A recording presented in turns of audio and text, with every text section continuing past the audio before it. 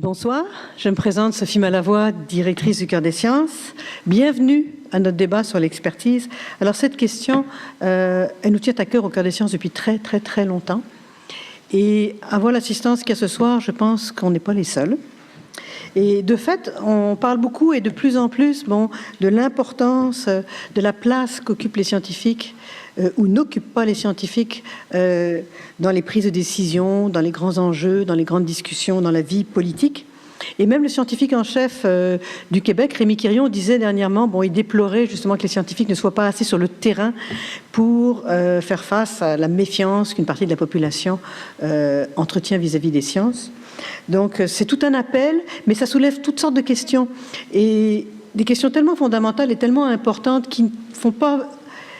qui n'interpelle pas uniquement la communauté scientifique, mais la population, toute la population. Alors c'est pour ça qu'on tenait, nous, à s'associer d'une part à l'ACFAS, à l'Association francophone pour le savoir.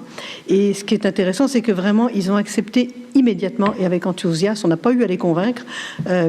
Et je cède tout de suite la parole à Madame Louise Dandurand, qui va nous expliquer pourquoi ils ont embarqué.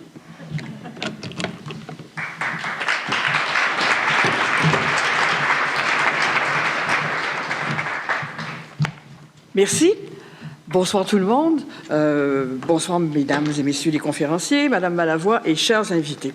Alors, l'Association francophone pour le savoir, l'ACFAS, est heureuse de se joindre ce soir au Cœur des Sciences ainsi qu'au Devoir pour tenir ce débat sur un sujet on ne peut plus d'actualité, le rôle du chercheur dans les débats de société et la manière de le tenir, ce débat. À l'heure où certaines des décisions de nos gouvernements auront des conséquences importantes sur la transformation de l'État et sur plusieurs de ses responsabilités, et on voit que les chantiers sont nombreux, peut-être un peu inquiétants, que ce soit en santé, en éducation ou en environnement, on se doit de réfléchir collectivement et de débattre du rôle du chercheur comme détenteur de savoirs particuliers. Quand le chercheur intervient-il dans ce débat? Il agit certes à titre d'expert, par exemple, quand il est sollicité par des acteurs sociaux pour donner son avis à partir de données probantes et de consensus validés au sein de sa communauté de pratique. Son art consiste donc, pour reprendre les mots du sociologue de l'UQAM, Bruno Jean, à mettre en interaction le savoir savant avec le savoir expérientiel des acteurs. La mission même de l'ACFAS est de faire ce lien entre science et société et de contribuer à la diffusion et à la valorisation des connaissances et de l'approche scientifique en vue d'améliorer la qualité de vie en société. Il n'est donc pas surprenant de retrouver dans les orientations du plan stratégique 2014-2019 de l'ACFAS une volonté non seulement de mieux représenter la communauté de recherche, d'innovation et de transfert des connaissances dans ses dynamiques et dans sa diversité, mais aussi une volonté de collaborer entre les chercheurs engagés qui se positionnent sur des questions de société. Pour nous, et je cite le plan stratégique, le chercheur peut être engagé de deux façons, soit par ses travaux de recherche, implication auprès des communautés, ou rôle social de lanceur d'alerte, soit en tant que défenseur actif de la place de la recherche dans notre société. Dans tous les cas, cet engagement doit reposer sur une approche scientifique et se révéler dans l'intérêt du bien public, au-delà des considérations partisanes ou institutionnelles. Camille Limoges, historien des sciences et ancien président de l'ACFAS, écrivait en 1993, dans un texte sur le rôle de l'expert dans les controverses, que face aux enjeux complexes, pensons aux questions énergétiques ou de santé publique, l'expert-chercheur est un participant à l'intérieur d'un processus collectif. Le chercheur engagé ne vient donc jamais seul, il est au cœur d'un réseau et c'est ce réseau qui alimente sa réflexion. L'expertise ne peut être réduite, disait-il, à une suite d'énoncés prononcés par des experts. C'est d'abord et avant tout le résultat d'un apprentissage et d'une évaluation collective. De plus, L'apport de l'expert ne se situe pas dans un processus unidirectionnel, loin de là, dans lequel le chercheur prêcherait d'un côté pour informer ceux qui ne savent pas de l'autre.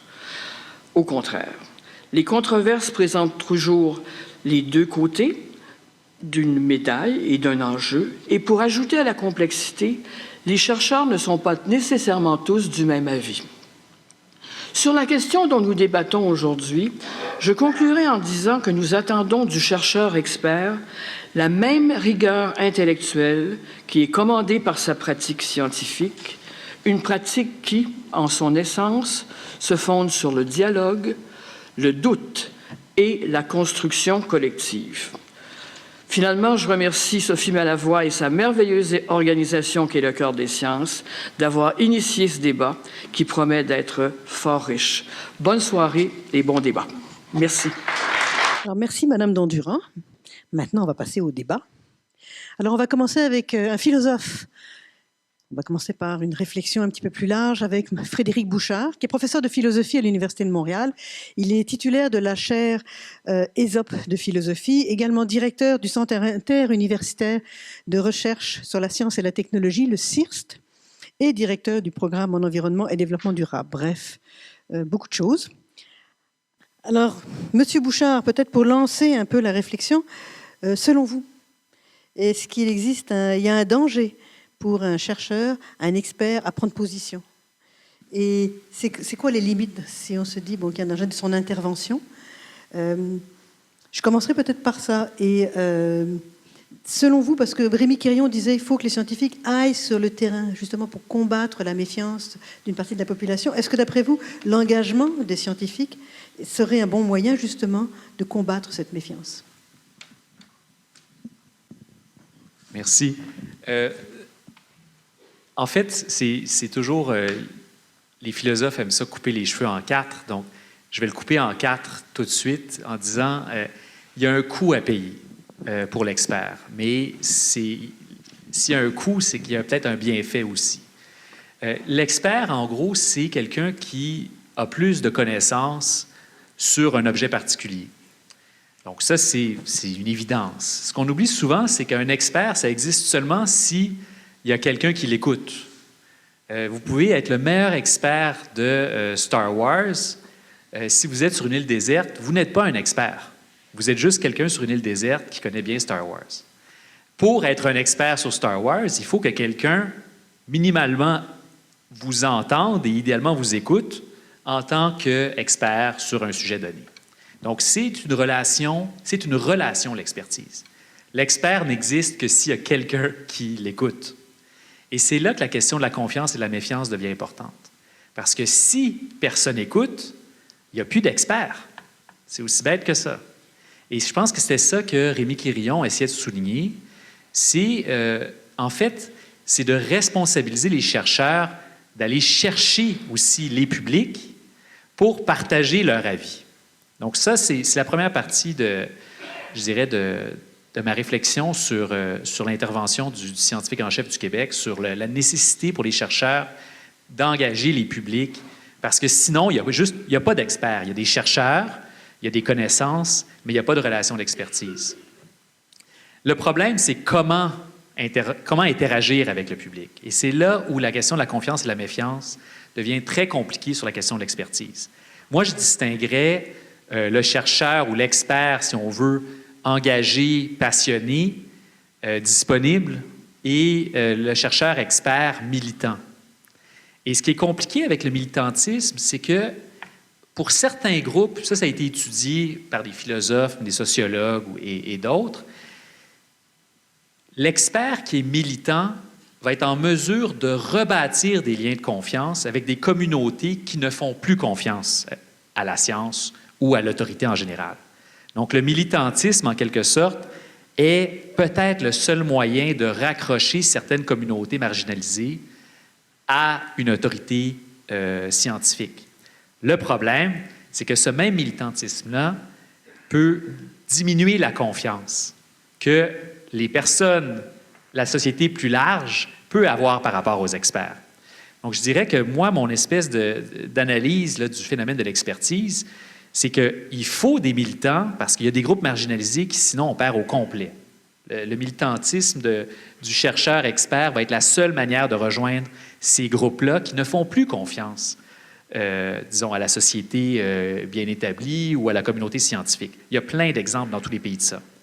Par contre, il y a un coût très élevé à survaloriser ce militantisme-là parce que si tous les chercheurs experts deviennent militants, bien, en quelque sorte, on commence à questionner leur avis à l'aune de ce militantisme-là. Là, je parle du public. Je ne parle pas de est-ce que l'expert est capable d'être rigoureux ou objectif, si c'est possible, là, mais je ne parle pas de l'expert, je parle de comment l'expert est perçu. Donc, moi, je fais confiance. J'ai plein de collègues qui sont très militants, je fais confiance à leur avis, même s'ils sont très militants. Ce n'est pas ça la question. Mais quelque part, ce n'est pas moi le problème. Le problème, c'est comment on gère la relation d'expertise et en essayant de contourner le problème que le militantisme, à la limite, donne un éclairage différent à l'avis de l'expert. Et ça, c'est un plus pour les communautés marginalisées parce qu'ils se disent, lui ou elle est sincère quand il me dit qu'il faut que je fasse ça parce qu'il m'aide. Mais pour le public plus large, moins marginalisé, le militantisme souvent vient colorer négativement la réception de l'avis de l'expert. Donc, moi, mon espoir, puis je vais terminer là-dessus pour le moment, c'est que si on a une communauté scientifique assez large et diversifiée et riche, c'est qu'on peut se permettre d'avoir des chercheurs experts militants qui nous permettent de rejoindre des communautés qu'on a abandonnées, mais qu'on a aussi des avis d'experts. Ce n'est pas une question d'être neutre, c'est une question de ne pas être militant ou partisan, parce que comme ça, l'avis d'experts est mieux reçu, mieux entendu, on l'espère suivi, mais là, ici, c'est plus de l'optimisme que d'autres choses. Mais au moins, l'avis, il est reçu. Et je pense que c'est ça qu'il faut réaliser, c'est qu'il y a un prix à payer à l'engagement. Le prix n'est pas très élevé, le prix est surtout porté par le scientifique qui trouve peut-être que ce n'est pas très naturel de faire ça, mais le prix du militantisme est très élevé, mais les gains sont particuliers aussi. Donc, je dirais que c'est ça, l'expertise, confiance, méfiance, mais il faut comprendre que ce n'est pas tout le monde qui est confiant, ce n'est pas tout le monde qui est méfiant, puis en quelque sorte, il faut calibrer nos types d'intervention auprès d'eux en fonction des sources de leur confiance et de leur méfiance. S'ils ont une méfiance par rapport à l'establishment, bien, le militantisme va peut-être être la seule manière de les rejoindre, mais inversement, il y a plein de gens qui sont relativement à l'aise avec la manière dont les choses sont en ce moment, et pour eux, le militantisme va souvent agir comme repoussoir de l'expertise en général. Et moi, c'est ça qui m'inquiète.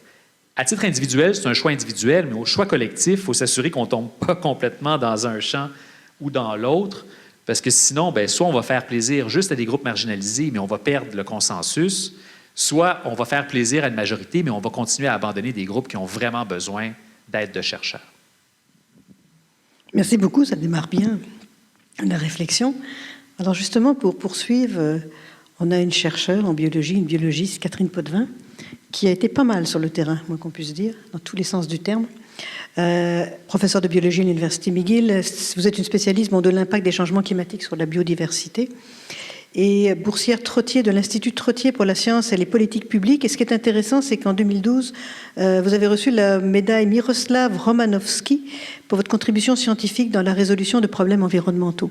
Alors pour vous, votre réaction à ce que dit Frédéric Bouchard, pour vous, vous vous situez comment avec l'expertise scientifique? Avez-vous eu à prendre position et quel impact ça a eu sur votre crédibilité, sur l'acceptation de la communauté scientifique autour de vous?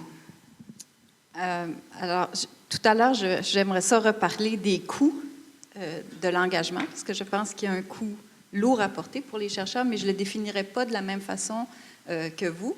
Et je ne suis pas philosophe, je suis biologiste, donc je n'ai pas de belles théories. Je peux juste vous parler de mon expérience personnelle. Et je voudrais peut-être raconter 3 moments parce qu'ils représentent un petit peu les essais et erreurs. Alors, comme très jeune chercheur, fraîchement émoulu de mon doctorat, biologiste, très sensible à l'environnement, on m'a demandé d'aider un groupe de citoyens qui se préoccupaient de la pollution d'un lac. Et j'ai eu le malheur, mais moi je suis une écologiste terrestre, je ne suis pas une limnologiste. J'ai quand même un doctorat en écologie, mais ça a des limites. Et j'ai eu le malheur, je pense, d'écrire une espèce de communiqué sur ce lac. Ça a été une erreur.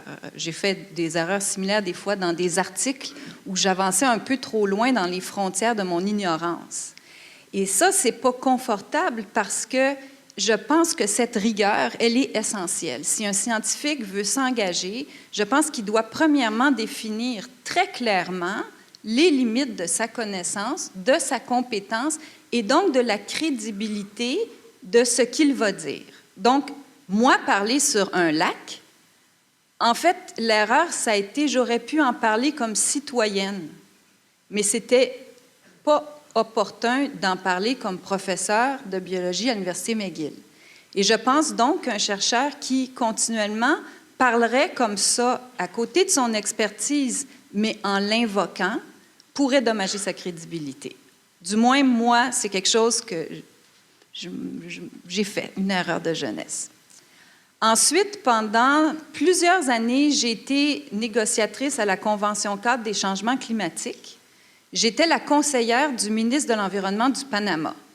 Donc, c'était un engagement évident. McGill m'a déchargée de 50% de mes activités académiques pour me permettre cet engagement-là pour aider le Panama, parce que McGill a des programmes au Panama. Et là, je pense que ça a été très positif pour ma carrière. Je pense que mon engagement dans ce cadre-là était parfait. J'ai fait avancer la lutte au changement climatique. Mon thème, c'était la protection de la forêt tropicale. C'est mon expertise principale. Les textes de loi internationaux, maintenant, je peux les lire puis dire « ça, c'est moi qui l'ai mis, ça, c'est moi qui l'ai mis, ça, c'est moi qui l'ai mis ». Ça, c'est très satisfaisant. Et c'était pas moi qui prenais la décision. J'apportais au ministère de l'Environnement du Panama mes connaissances. J'utilisais ma capacité de diagnostiquer, de disséquer des problématiques pour les aider, eux, à prendre des meilleures décisions. Et je pense que j'étais très à l'aise dans ce rôle-là. Je pense que c'est ça que le chercheur peut apporter. On a cette capacité-là, on a des ressources, on peut appeler des gens, leur dire « j'ai besoin de comprendre le carbone du sol », etc. Et ça, je crois que ça a plutôt rehaussé ma crédibilité. C'est pour ça, d'ailleurs, que j'ai gagné un prix. Donc, je pense qu'on peut l'utiliser. Le glissement, c'est celui-là vers le militantisme. Alors, nous, cette semaine, la semaine prochaine, tout un groupe de chercheurs, on va lancer, mercredi prochain, alors j'espère que vous serez à l'écoute, on va proposer un plan d'action climatique pour le Canada. On est 60 chercheurs qui se sont mis ensemble de toutes les provinces, les 10 provinces du Canada, puis on a dit devant l'inaction, ils ne seraient pas responsables de rester silencieux. On a des connaissances privilégiées, on est terrorisé par un avenir qui serait un avenir d'inaction et on pense qu'on peut agir. Donc, on a utilisé notre méthodologie scientifique, puis on s'est dit, bien, on va le faire, nous, le plan d'action climatique du Canada. Puis on va le mettre sur la table, puis on va dire aux gens, maintenant, nous, on l'a fait, c'est un travail de chercheurs. Il y a 71 universitaires du Canada qui ont travaillé à ce document-là. Et maintenant, prenez-le et agissez. Encore une fois, la limite, elle est là. Ça ne sera pas à nous, nécessairement, de sortir dans les rues avec les pancartes. Du moins, on peut le faire comme citoyen, mais pas comme chercheur. Comme universitaire, on met sur la table des informations et on espère que la société va les prendre et qu'elle agira. Donc là, je vous lance une invitation. Nous, on a fait notre travail. Il va être fini dans 3 jours ouvrables. On le calculait tout à l'heure parce que j'ai des collègues qui ont travaillé avec moi sur le rapport. Il nous reste vendredi, lundi, mardi, puis on a survécu. Et on espère que ça va augmenter notre crédibilité, mais là, on revient au public. Ça va dépendre de si le public prend notre travail et part avec. C'est le public qui va décider si notre travail d'expert est valable ou pas. Nous, on a utilisé nos méthodes pour le valider, mais c'est vraiment les gens, la société qui va dire est-ce que cet effort-là gigantesque valait la peine ou pas. Alors, c'est ma contribution. Merci beaucoup. Très intéressant parce que c'est vraiment, les 3 exemples sont très probants. Maintenant, Louise Nadeau, vous aussi une femme de terrain. Vous êtes professeur de psychologie à l'Université de Montréal. Vous avez reçu en 2013 le prix Pierre Dansereau de l'ACFAS pour l'engagement social, c'est clair, et le prix du Québec Marie-André Bertrand pour les recherches ayant mené à la mise en œuvre d'innovations sociales d'importance. En fait, moi, la question que j'ai envie de vous poser, parce que vous avez été militante au début, avec le livre... Va te faire soigner tes malades. Va te faire soigner tes malades, c'est ça. Puis chercheur, mais vous êtes très sollicité, en fait, dès qu'on parle au Québec de dépendance, des drogues, des jeux, de la toxicomanie, vous êtes un peu la personne ressource et aussi sur la santé mentale des femmes. Donc votre expérience à vous, en tant que chercheur, mais qui est très sollicité pour son expertise scientifique, c'est quoi les limites que vous voyez de votre expertise? Enfin bref, c'est quoi un bon expert pour vous? Je pense que je souhaiterais parler de ce moment de grande militance dans les années 80. D'abord, bonsoir tout le monde, et c'est un grand plaisir d'être là et d'entendre les collègues. Quand on a décidé d'écrire « Va te faire soigner tes malades » et que je relis ce livre, c'est un vrai pamphlet. Au terme de cette lecture-là, il ne reste plus rien de Freud. Moi, j'ai fait la paix avec Freud entre-temps. Et on accuse le patriarcat d'une manière avec des liens causaux qui font hurler. Et ça a été fort intéressant dans cette démarche-là, ensuite de faire un doctorat sur les facteurs étiologiques de l'alcoolisme des femmes que j'ai fait à Londres et où là, effectivement, j'ai dû faire le douloureux apprentissage de la complexité. Et une des choses que je trouve difficile à l'heure actuelle quand on fait du transfert de connaissances, c'est plus un sujet est complexe et qu'on prend dans l'algorithme des multiples variables, plus il est difficile de prédire ce qui va se passer, plus c'est difficile pour l'expert de faire une sélection. Or, la sélection, elle se fait, et elle se fait à partir de modèles qui, eux, ne sont pas scientifiques. Et Pierre Fortin a une explication magnifique là-dessus comme économiste. Il dit on travaille avec des données probantes, mais on prend ces données empiriques qui, par ailleurs, ont souvent besoin d'être critiquées. Ce n'est pas parce que c'est un chiffre que c'est valide. Et de là, on fait une sélection à partir d'un modèle qui, lui, est une définition du bien et du mal, une définition d'un modèle social qui peut être, par exemple, libertarien en économie, où on peut penser qu'un idéal socialiste avec des droits égaux pour tout le monde est ce vers quoi il faut tendre. Et à ce moment-là, plus une situation est complexe, plus c'est difficile de prédire parce qu'on ne sait pas comment les trajectoires vont évoluer, quels vont être les facteurs qui vont être mis en cause. On a des experts qui ont beaucoup de difficultés à communiquer les limites de leur expertise. Présentement, les médias font leur chou gras des psychiatres qui se contredisent en cours. Et comme psychologue, je vois ça sans arrêt. Dans notre propre travail, on travaille sur de la prédiction de comportement, puis on est obligé de dire on n'est pas bon pour prédire le comportement. Ça, c'est l'essentiel de ma contribution comme chercheur. On n'est pas bon pour... C'est très déprimant. C'est honnête, en tout cas. Mais donc, et ça pose une question centrale dans notre champ. Est-ce que l'expertise est soluble dans l'argent? Parce qu'on sait fort bien que l'avocat de la défense a appelé 4-5 personnes et quand l'expert a dit ce qu'il voulait entendre, il l'a engagé. Et on a la même chose pour l'industrie du tabac. Je travaille en dépendance. On a cherché des experts qui étaient prêts à dire soit que la dépendance au tabac était inséparable de la molécule qui avait des effets neurobiologiques et qui créait de la dépendance et que donc la faute était du côté de l'industrie du tabac, ou au contraire, des gens qui ne croient pas, qui croient au libre arbitre, et il y a beaucoup de gens en psychologie qui croient au libre arbitre, ils ne sont pas fous, et qui croient qu'on choisit de fumer, et qu'on choisit la dépendance et que donc l'industrie du tabac n'est pas responsable. Et on a ce jeu-là constant dans lequel les modèles auxquels l'expert adhère viennent moduler les données probantes. Et c'est extrêmement difficile. Dans les changements climatiques, vous êtes là-dedans tout le temps. Et c'est probablement ce que je trouve de plus difficile. Et je voudrais conclure sur... Je suis la présidente d'Éducalcool, et donc, on a pris la décision, à partir de données probantes, sur quelles étaient la consommation à faible risque d'alcool. On a décidé de passer d'un message qualitatif qui est la modération à bien meilleur goût, qui était reconnu par 95% des Québécois, à un message quantitatif, 2, 3, 4, 0. Mais en faisant ça, il y a 15% de la population qui ne boit pas. Puis parmi les 15% qui ne boivent pas, il y en a 5% qui sont alcooliques et qu'il ne faudrait pas qu'ils boivent.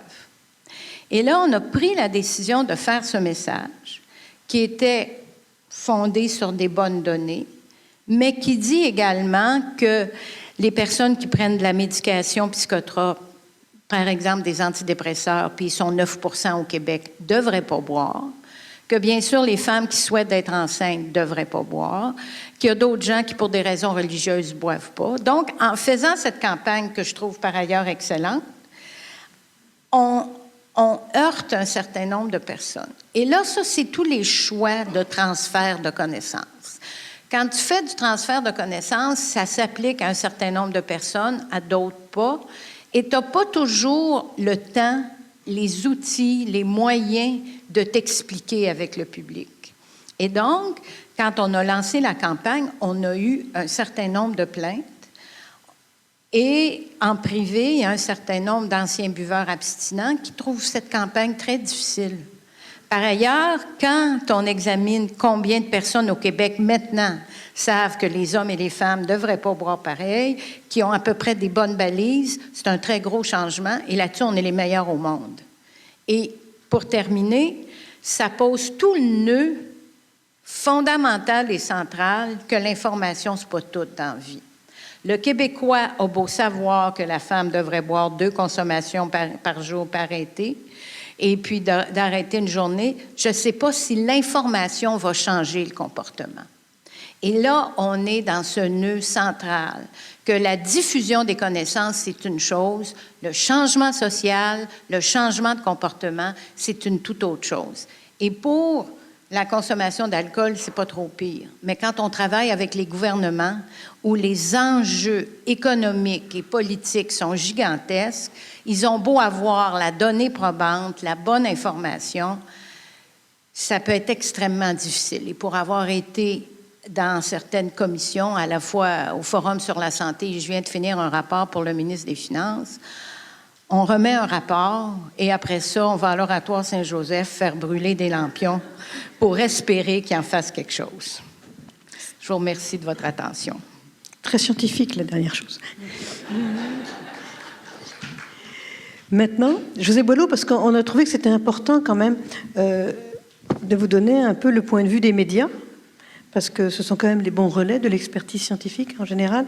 Donc, on a invité José Boileau, qui est rédactrice en chef du journal Le Devoir.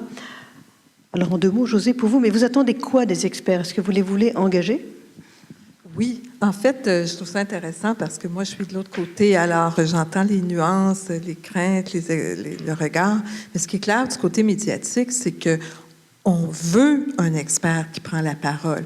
Pourquoi? Parce que les médias aujourd'hui, particulièrement de nos jours, carburent à la prise de parole, à l'opinion. On a les chroniqueurs qui se multiplient, les vox pop, tout ça. Mais dans la personne qui a la parole d'or, c'est l'expert scientifique parce qu'il a une double crédibilité. Il est expert, mais en plus de ça, il porte la crédibilité de la science. Et je sais qu'on est dans une société qui ne valorise pas la science, qu'on est dans beaucoup d'anti-intellectualisme au Québec, on l'a encore vu cette semaine, mais malgré tout, il reste une petite aura autour du mot « science ». Alors, l'expert scientifique, c'est du bonbon. Pour le journaliste, quand il en pogne un, il est très heureux. Et je veux vraiment dire en pogne un, je vais revenir là-dessus. Mais il y a une distinction qui a été beaucoup faite et que j'endosse aussi. Il y a une distinction entre l'expert qui parle dans son champ d'expertise. En fait, je dirais la personne ressource avisée qui prend une position sur la mesure de ses constats scientifiques et évidemment l'engagement militant. Et l'engagement militant, c'est encore pire pire quand ça vire en engagement politique. Il est clair que les journalistes ne le perçoivent pas de la même façon. Ils vont s'intéresser à ce moment-là à qui est au juste cette personne-là, quels sont ses liens, puisqu'elle devient un militant. Donc, il faut aller plus loin que juste le scientifique dans ce Côte d'Ivoire qui nous fait état de ses résultats. Alors, c'est deux champs qui sont intéressants, mais qui ne correspondent pas au même risque, je dirais, pour le chercheur. Et je voudrais rester sur cette notion de risque parce que dans la prise de parole des experts scientifiques, prise de position, en fait, il y a un piège pour les chercheurs, mais il y en a aussi en tout cas un danger du côté des journalistes. Je commencerai par celui pour les chercheurs, c'est celui de l'instrumentalisation. À toutes sortes de niveaux. Il y a un niveau politique, je trouve ça intéressant que vous ayez donné comme dernier exemple. Vous avez fait un rapport pour le gouvernement et qu'en adviendra-t-il? Va-t-on même en parler? Comment va-t-on le déformer, etc.? Vous ne contrôlez plus le message. Évidemment, quand on arrive dans les médias, c'est exactement la même chose. Le scientifique doit s'attendre à ne pas contrôler le message parce que le journaliste, on va lui demander de faire, par exemple, le tour d'une question. Donc, il va parler à d'autres personnes. Vous ne savez pas à qui il a parlé. Vous ne savez pas ce qu'il va garder de ce que vous allez dire. Vous ne savez pas contre qui va vous confronter. Vous allez le savoir quand vous allez voir le topo ou quand vous allez lire l'article dans le journal. Ou encore, on vous annonce, on vous invite à un débat, puis c'est quoi, à la dernière minute, l'invité contre qui vous pensiez être, qui n'était plus là, il n'était plus disponible, puis on vous en a mis un autre, puis on ne vous a pas avisé. Ce sont des choses qui arrivent. Le chercheur, ça peut être déroutant pour lui. De la même façon, on peut parler même d'un risque d'instrumentalisation. De la part du journaliste même. Le journaliste reporter a pour mission de rapporter. Il ne peut pas commenter, critiquer, juger. Ça, c'est le rôle du chroniqueur ou de l'éditorialiste. Mais il peut avoir envie de faire passer un point de vue. Donc, chercher l'expert qui va dire ce que lui ne peut pas dire pour le mettre dans l'article. C'est une autre forme d'instrumentalisation. Un autre aspect qui n'est pas soulevé encore, mais que nous, comme médias, on vit beaucoup, c'est l'expert qui est poussé par son université. Dès qu'il y a un débat dans la société, maintenant, les universités nous envoient leur liste d'experts. Il y a tel sujet, nous avons l'expert sur Magnotta, on l'a, les changements climatiques, on l'a, là, tu as des noms. Et on sait très bien que les universités, ce faisant, plus après ça, utilisent ça pour faire valoir leur rayonnement, tout ça. Alors, les chercheurs là-dedans, est-ce qu'il est toujours au courant, à l'aise? Il y a parfois des surprises. On appelle des gens qui sont sur ces listes-là et qui, ma foi, tu sais, ils ne se rendaient pas compte que leur nom circulait à ce point-là, cette journée-là, sur le communiqué. Alors, j'imagine que chaque université a son approche à cet égard-là, mais c'est une autre façon d'instrumentaliser le chercheur. À l'inverse, je vais aller rapidement. Je veux parler des risques pour le chercheur de la perte de contrôle, mais il y a un risque aussi pour les journalistes de savoir, mais quel est le bon expert? Pour un journaliste, excusez-moi d'être aussi très terre-à-terre, pour le bon journaliste, le meilleur expert, c'est celui qui te rappelle. Toi, tu es toujours pressé. Ce qu'il te faut, c'est qu'il rappelle puis vite.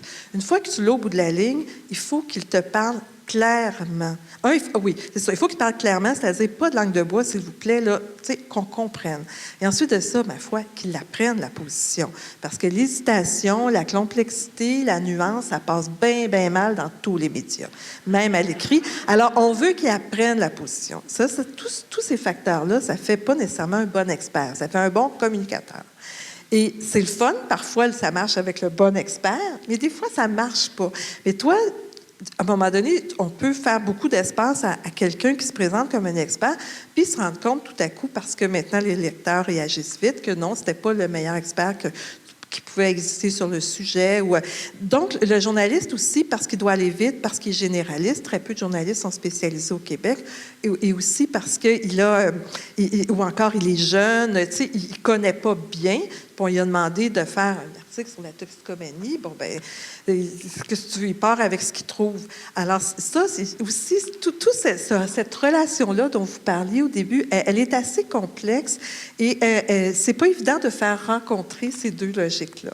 En même temps, moi, je pense qu'il y a moyen, mais je pense qu'il faut avoir conscience du côté du chercheur que, à partir du moment où il se lance dans l'espace public, surtout de nos jours avec Internet, les réseaux sociaux, c'est sûr qu'il avance en terrain miné et il doit savoir qu'il s'en va au front. On peut s'équiper pour aller au front, mais on s'en va au front. Merci, ça va faire peur au monde. Mais il y a eu beaucoup de points qui ont été soulevés par vous quatre, alors peut-être qu'il faut commencer quelque part, mais Justement, le chercheur s'en va au front et souvent, bon, c'est à titre individuel. Il parle individuellement, alors que la recherche, c'est en général un processus collectif. On appartient à une communauté. Donc, j'aimerais peut-être vous entendre. Est-ce que c'est un problème, par exemple, pour la validité de l'intervention de l'expert qui intervient individuellement, alors qu'en fait, ses recherches sont validées par une communauté scientifique, il appartient à un groupe? Je ne sais pas. Catherine, peut-être parce que vous travaillez avec les experts du GIEC, vous avez travaillé avec des groupes d'experts, et justement, vous faites des regroupements d'experts. C'est pour avoir plus de poids ou... Oui, nous, en tout cas, notre initiative qu'on va lancer mercredi, Dialogue pour un Canada vert, l'idée, c'était que les changements climatiques, c'est une problématique hautement complexe. Et ce n'est pas seulement une problématique d'ingénieurs en énergie. Ce n'est pas seulement une problématique de transport. Ce n'est pas non plus une problématique uniquement d'économie. La philosophie est importante, la sociologie, la communication, la psychologie, enfin bref. Donc, il n'y a pas un seul expert qui est capable d'avoir le Saint Graal de comment on va faire pour que le Canada amorce une transition qui vraiment doit être prête maintenant de façon urgente. Alors, nous, on a pensé que la seule façon de faire ça, c'était effectivement de regrouper des experts dans l'esprit du GIEC, le groupe intergouvernemental d'experts sur l'évolution du climat. Donc, dans le monde des changements climatiques, on est habitué à travailler ensemble vu la complexité des enjeux auxquels on fait face.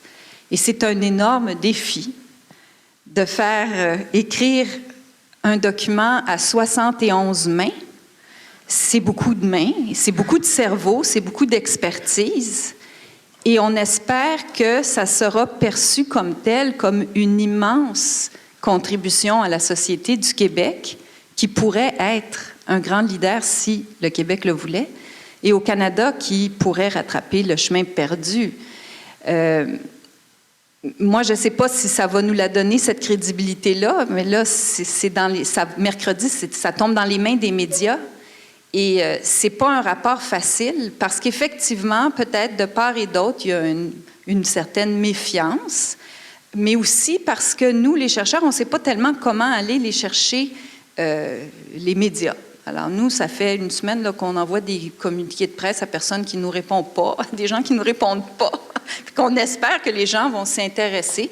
Et on note d'ailleurs, c'est un autre débat, mais une différence substantielle entre les médias anglophones et francophones, les francophones étant plus intéressés par l'expert, apparemment, que les médias anglophones. Donc si au Québec, on perçoit un problème face aux intellectuels, notre perception, c'est qu'au Canada, le problème est beaucoup, beaucoup plus grand. Mais c'est différent, c'est des mondes différents. Puis effectivement, nous, on a beaucoup vécu ça, cette notion de c'est qui l'expert. Cet expert-là, c'est-tu le bon expert? Mais je pense que la force de la collectivité, c'est ça. C'est que si on a une méthodologie scientifique, puis qu'on a des bons chercheurs, puis qu'on utilise notre façon, qui est l'évaluation, en sciences, on écrit du mieux qu'on peut, puis là, on envoie à d'autres personnes, puis là, les autres personnes regardent, puis là, ils mettent le doigt dans tous les bobos, puis là, on les répare, ces bobos-là. On pense que cette force-là est importante, mais je ne sais pas qu'est-ce que les autres en parlent. Frédéric, avez-vous quelque chose à ajouter? Bien, en fait, pour reprendre l'image d'aller au front, c'est quelque chose, là, j'en parle pour le Québec, mais c'est vrai dans d'autres pays, dans d'autres endroits aussi, c'est que, quelque part, les chercheurs ont une responsabilité d'aller au front. Moi, mon salaire est payé par des fonds publics. Ma recherche est financée par des fonds publics. Je peux écrire des choses brillantes. Si je le brûle tout de suite après, c'est une perte. Bien, quelque part, ne pas accepter de jouer le rôle avec tous les dangers qui ont très bien été décrits. J'ai marché sur plusieurs mines personnellement, là, du type que vous décriviez tout à l'heure. C'est une chose, mais en quelque sorte, je ne peux pas faire l'économie de faire ce geste-là, de retourner. Ça ne veut pas dire... Je dis non souvent à des recherchistes pour plein de bonnes raisons, puis des raisons aussi plus égoïstes, genre je sais que je vais me faire ramasser par lui, ça ne me tente pas. Des choses comme ça, mais sinon, il reste que le chercheur a une responsabilité d'essayer de temps en temps, parce qu'il est payé pour ça.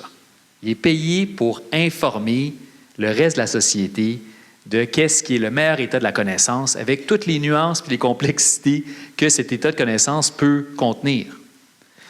Maintenant, ça veut dire, si on a assez de gens qui essayent vraiment, là, le problème de la collectivité versus l'individu change. Là, c'est que souvent, c'est toujours les mêmes, oui, parce que c'est ceux qui répondent, c'est ceux qui rappellent, mais aussi parce que, bon, ils ont une habitude à communiquer, tout ça, mais c'est pas juste qu'ils disent oui, c'est qu'il y en a un tas qui disent non. Donc, le problème, c'est le tas qui disent non, qui dit non. Parce que s'ils disaient oui, on aurait une plus grande diversité de voix. Si on avait une plus grande diversité de voix, il y aurait moins de coûts individuels aux chercheurs à porter. Et on serait moins achalé de toujours entendre les mêmes experts qui disent des choses sur lesquelles ils n'ont pas d'expertise. Mais quelque part, la faute est souvent les chercheurs qui disent non. Et je les comprends aussi. Là. La première fois que tu es mal cité, tu te dis « je me ferai plus prendre ». Mais à un moment donné, moi, je me dis, je suis prof d'université, j'ai la permanence. Ce qui est vraiment en jeu, c'est mon ego. D'être mal cité puis d'être mal compris, j'aime pas ça. Mais quelque part, ça vient avec le deal. Moi, je suis payé pour partager avec la société le meilleur état de connaissance que j'ai découvert par mes recherches. Et ça veut dire que si on assume assez cette responsabilité-là, là, l'enjeu individuel, collectif n'est plus le même. Parce que là, on n'a plus besoin de porte-étendard qui se repose sur une collectivité scientifique, mais qui ne s'exprime pas. Si on a plusieurs scientifiques qui parlent beaucoup, souvent, bien là, en quelque sorte, le problème individuel, collectif n'est plus le même. Là, on n'a plus tant un scientifique qui se repose sur un establishment scientifique. On a l'establishment scientifique qui génère des avis d'experts et des experts. Mais ça, c'est une responsabilité des chercheurs qui, franchement, souvent, on la met de côté pour des raisons humainement compréhensibles, parce que tu te fais brûler, tu ne veux pas recommencer. Mais tu peux aussi contrôler ton implication. Par exemple, nous, une des sections vraiment les plus lues au devoir, c'est la page idée. Je dis la page idée, mais en fait, je devrais parler d'une section idée parce que maintenant, on verse aussi sur le web plus d'articles que ce qu'on a imprimé dans le journal papier. Juste pour vous donner une idée, on reçoit de 30 à 50 textes de fond par jour. Je parle pas de petites réactions, de petites lettres ou de commentaires sur le web. Alors, il y a du monde qui nous écrivent et c'est extrêmement lu. Maintenant, avec le web, c'est facile. On peut voir les 5 articles les plus lus de la journée et à tous les jours, un des 5, c'est toujours un texte de la page idée. Moi, je me suis occupée de la page idée au devoir pendant des années. Je constatais bien que ça attirait beaucoup de réactions. C'est clairement très lu. Et ça, c'est un espace où, effectivement, l'expert scientifique peut contrôler un sens de la nuance qui parfois fait défaut parce que c'est la nature même de la bête médiatique de simplifier à outrance parce qu'on a peu de temps, peu d'espace, il faut aller vite, il y a un autre sujet, etc. Et ça, je trouve que voilà des opportunités intéressantes de faire ressortir des points de vue et de faire apparaître aussi de nouveaux noms parce que le recherchiste qui travaille, moi j'ai aussi été recherchiste, je n'ai pas seulement été journaliste au devoir, mais j'ai aussi été recherchiste en télévision. À un moment donné, tu te tentes toi aussi d'avoir toujours les mêmes. Tu veux te trouver des nouvelles têtes, des nouvelles voix pour s'exprimer. Et tu les cherches, mais comment les trouver? Ben, les sections opinion des journaux écrits sont un lieu fort intéressant où tu vois un chercheur qui se met sur la place publique et qui, tout à coup, amène un autre regard. Alors ça, je trouve que ça fait une vitalité nouvelle. Mais en même temps, et là, je vais parler à titre au devoir, je suis non seulement rédactrice en chef, mais dans ma fonction, ça implique d'être éditorialiste, donc de prendre position. Il est extrêmement difficile de prendre position de façon fréquente, même quand tu connais ton affaire, parce que immédiatement tu te fais critiquer. Avec les réseaux sociaux aujourd'hui, c'est immédiat. Alors, il faut se bâtir une carapace et comme éditorialiste, il y a le côté de dire, mon Dieu, je ne sais pas trop de quoi je parle, parce que, bon, on parle de toutes sortes d'affaires. On n'est pas expert, justement. À force d'écrire puis de contacter des gens, tout ça, oui, tu développes un regard un peu plus avisé, mais tu n'es pas un expert puis tu te fais ramasser. Mais les experts, il y a des chicanes d'experts. Ils se font ramasser, eux autres aussi. Fait qu'il faut être prêt à ça. Et ainsi va la vie dans notre univers de réseaux sociaux. C'est clairement ça sur la place publique. L'expertise, c'est pas juste avec la presse. Et avec la multiplication des réseaux sociaux, j'ai toujours l'impression que la durée de vie d'un article n'est pas très longue. Et quand vous nous avez dit, Catherine, que vous avez travaillé avec le gouvernement du Panama et que vous avez réussi à rentrer dans des textes législatifs qui sont plus ou moins respectés, mais dans l'ensemble, on est plus dans des états de droit que pas. C'est aussi là une forme d'expertise. Et puis, le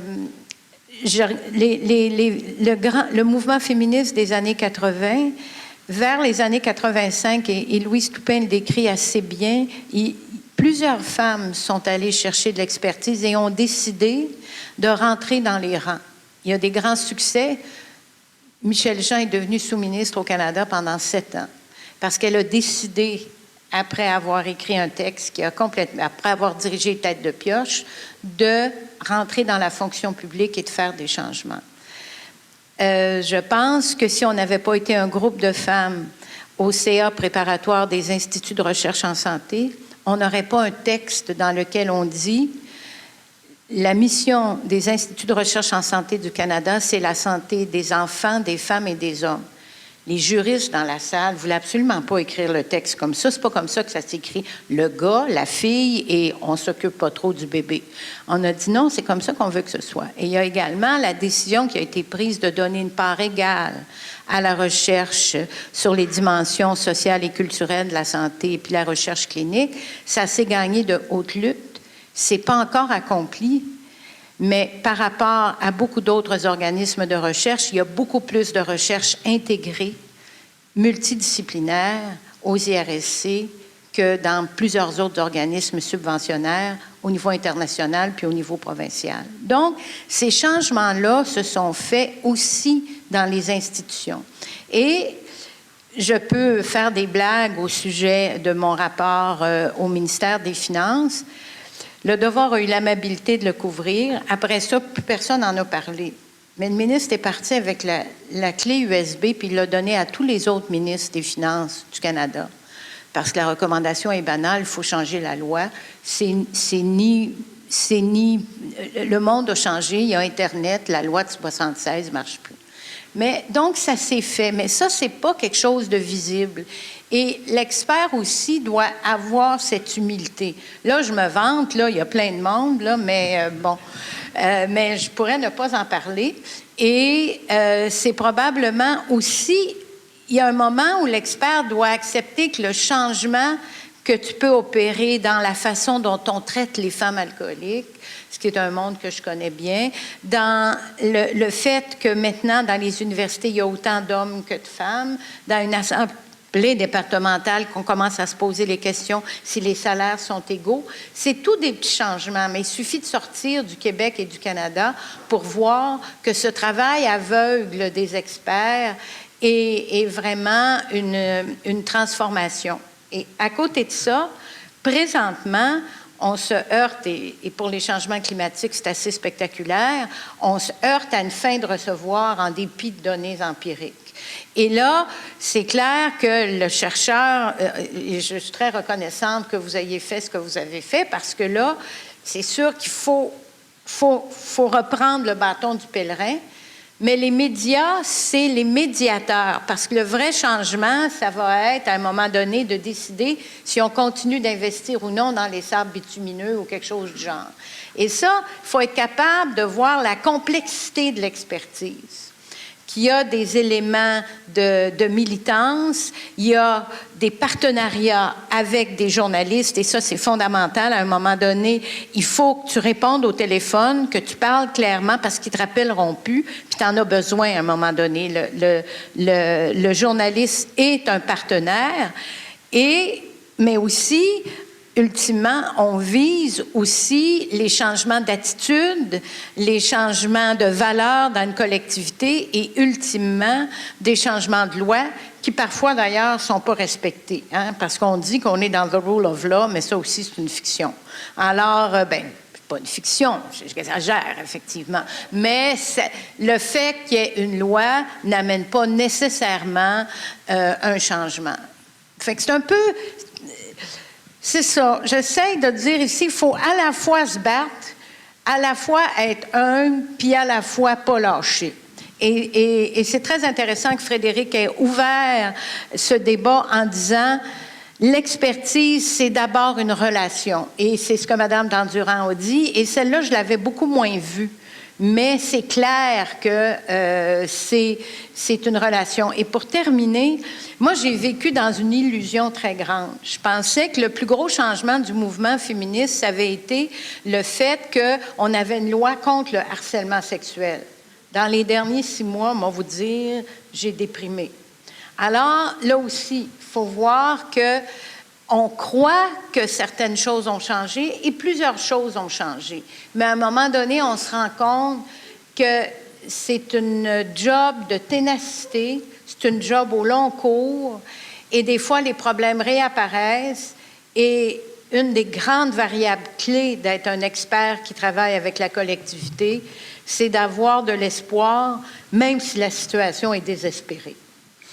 Merci beaucoup. Mais justement, j'aimerais revenir sur un point parce que là, je crois qu'on fait la preuve de la pertinence de l'expertise, de l'engagement dans certaines conditions, mais il y a quand même beaucoup de gens qui ne répondent pas, justement.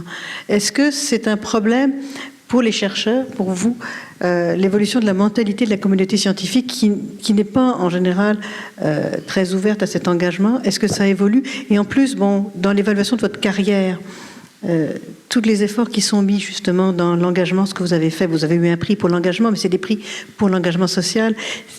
Mais est-ce que c'est pas assez reconnu ou est-ce que ça tend à le devenir, cet effort qu'on fait? Parce que vous êtes évalué sur des publications, vous êtes évalué sur des fonds de recherche et pas sur cet élément-là.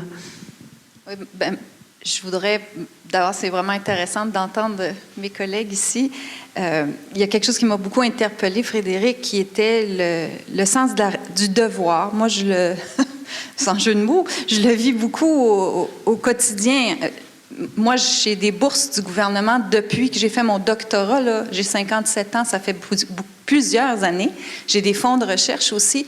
Donc, je sens vraiment que j'ai un devoir de redonner. Et j'ai la capacité de le redonner. Et pour moi, ça fait partie de mon travail, de redonner. C'est pour ça que la société a misé sur moi. En quelque part, la société m'a envoyé étudier. Et c'est vrai que je redonne en enseignant. Ça, c'est vrai, c'est sûr, c'est une partie importante. C'est vrai que je redonne en publiant. Bon, les publications, il n'y a pas grand monde qui les lit. Au bout du compte, on est heureux quand il y en a 30 qui nous citent, là. Alors, bon.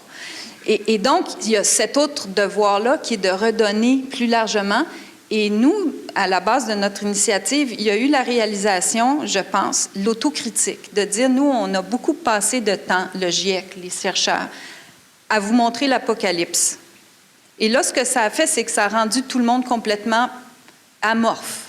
Parce que les gens disent, les changements climatiques, on ne peut rien faire. C'est trop gros. Il y avait Sophie Langlois, quand elle est revenue d'aller en Afrique pour couvrir l'Ebola, c'est ça qu'elle a dit. Mon constat, c'est que quand les problèmes sont trop graves, ça encourage l'inaction. Donc, nous, on s'est dit, en fait, on a fait le travail, on est comme des médecins qui ont dit, terrible problème de santé publique, ou comme vous, incroyable problème d'alcoolisme chez les femmes. Nous, on a dit, la planète est obèse. Et puis là, on va mourir tous d'une crise cardiaque. On n'a jamais proposé de solution, donc on a manqué à notre devoir. Et c'est ça qu'on essaie de faire maintenant, c'est de dire, OK, c'est vrai, là, c'est pas le fun, là, mais les régimes, ça existe, puis on peut se remettre en forme. Donc, la notion de devoir, pour moi, est très importante. Mais le coût, vous mentionniez le coût au début, mais le coût, pour moi, le coût le plus grand, c'est le coût sur ta carrière de chercheur. Parce qu'on est des chercheurs. En tout cas, nous, à McGill, on est payé pour faire de la recherche. On est payé pour publier des articles scientifiques. D'abord, nous, notre rapport, on l'a fait, on l'a écrit, puis après, tout d'un coup, on s'est dit, ma foi, il faut le mettre en page. On n'avait même pas pensé qu'il fallait mettre ça en page avant de le diffuser. Alors, on n'a pas les outils, on ne sait pas comment faire, c'est pas notre travail, on ne sait même pas à quelle porte taper pour nous aider. Et tout ce travail-là, c'est du temps qu'on n'a pas pour faire de la recherche. Et là, le vrai danger pour moi, c'est, alors là, ta crédibilité va devenir minée parce que cette année-là, tu n'as pas pu publier, parce qu'au lieu de publier, tu faisais un rapport qui va être... Alors ça, là, la façon dont on est évalué dans nos universités, puis l'importance de ce travail de chercheur, ça peut rentrer en porte-à-faux. Et c'est un équilibre très difficile. Je pense que pour les jeunes chercheurs, c'est probablement presque suicidaire. Et je pense qu'il faut apprendre à le doser. Et il n'y a pas de leçon. Peut-être que les universités peuvent changer leur façon de nous considérer quand on fait plus de communication, mais c'est compliqué. Je pense qu'un guide intéressant pour ça, d'une part, d'inviter tous les chercheurs à le faire, ça réduit le coût individuel. Oui. Donc ça, c'est intéressé d'essayer de motiver le monde d'en faire plus. C'est que moi, je vais pouvoir en faire moins. Ça va dans les deux sens. Mais il faut voir, avant, on parlait de vulgarisation scientifique. Ensuite, on parlait de transfert de connaissances. Là, on parle de mobilisation. Et souvent, quand on voit, là, c'est du langage de chercheur, là, dans les demandes de subvention, il y a une boîte, il faut que tu remplisses. Mais ce n'est pas juste une boîte. C'est qu'en fait, la réalisation, c'est que cette démarche d'expert, là, je parle plus en communauté que médiatique, mais disons, cette démarche d'essayer de partager l'état de connaissance avec des gens, t'en sors toujours changé. Donc, si tu vas faire un avis à un gouvernement, tu apprends mieux comment le gouvernement fonctionne. Si tu vas plus auprès des communautés, tu apprends des choses sur ton objet d'étude que tu ne savais même pas sur papier. Tu découvres. La mobilisation de connaissances, c'est que c'est bidirectionnel. Et c'est là où le risque à la carrière de recherche change, pas sur tous les objets, mais sur beaucoup d'objets, parce que la démarche de mobilisation de connaissances, d'essayer de partager les connaissances, donc de nourrir la relation d'experts, nourrit la recherche.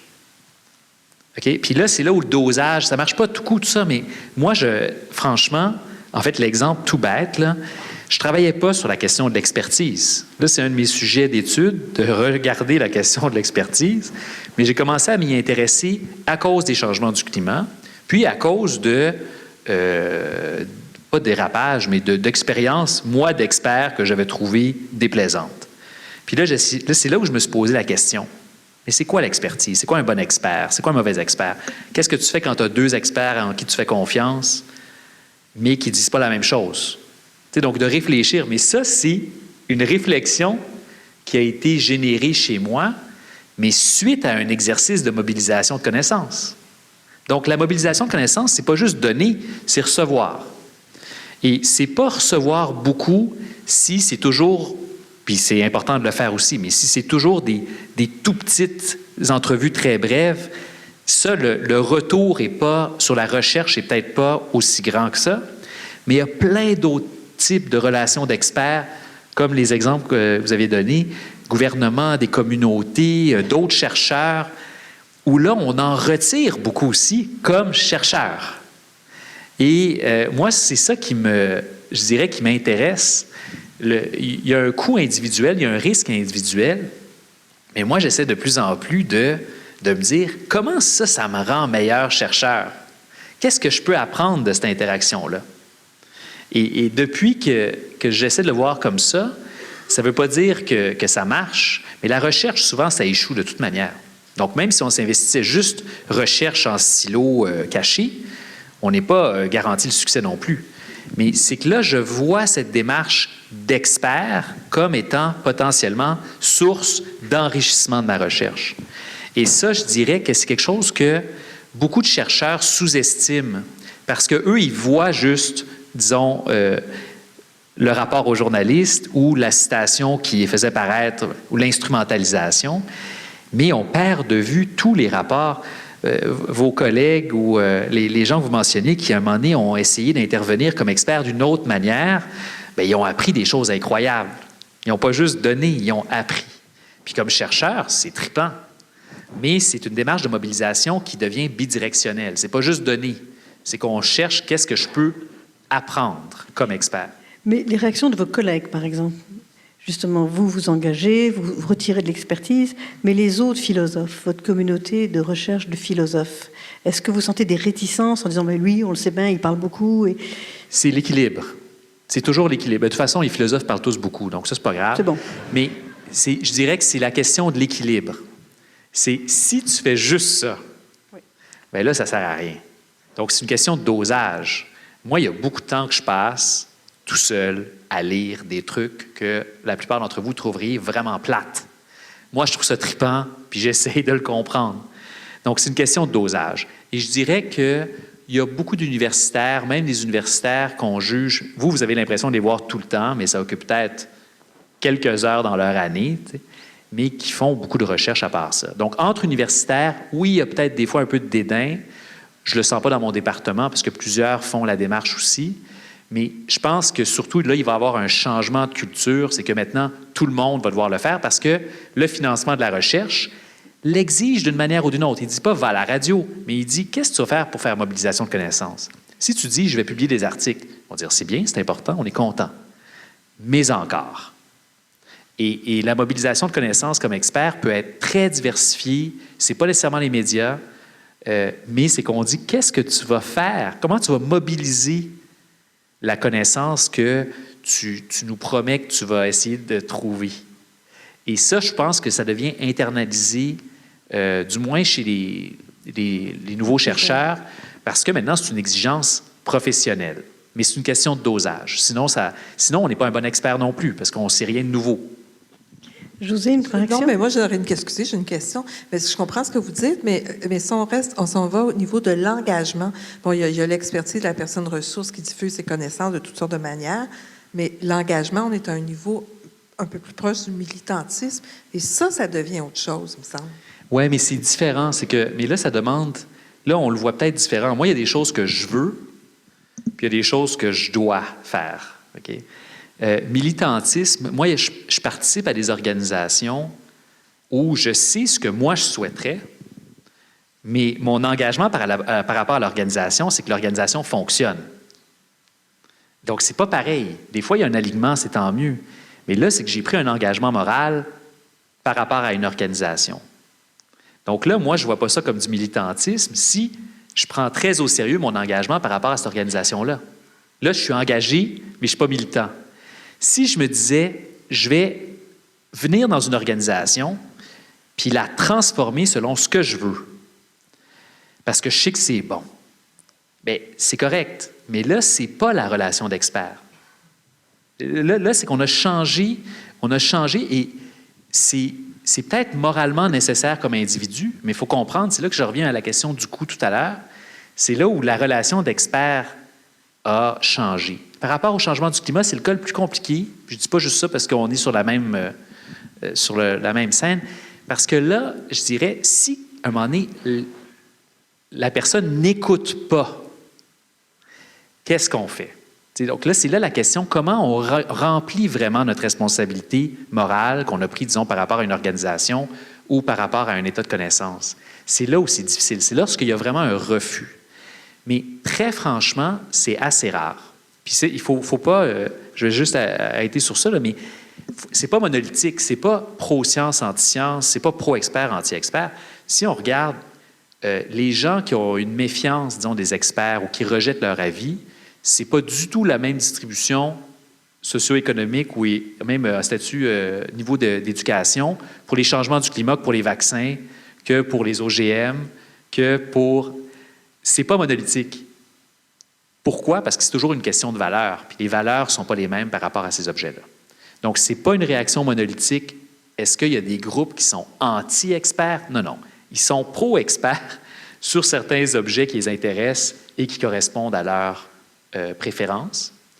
La question, c'est comment, en tant qu'expert, on peut essayer de convaincre plus de gens de prendre au sérieux un état de connaissance.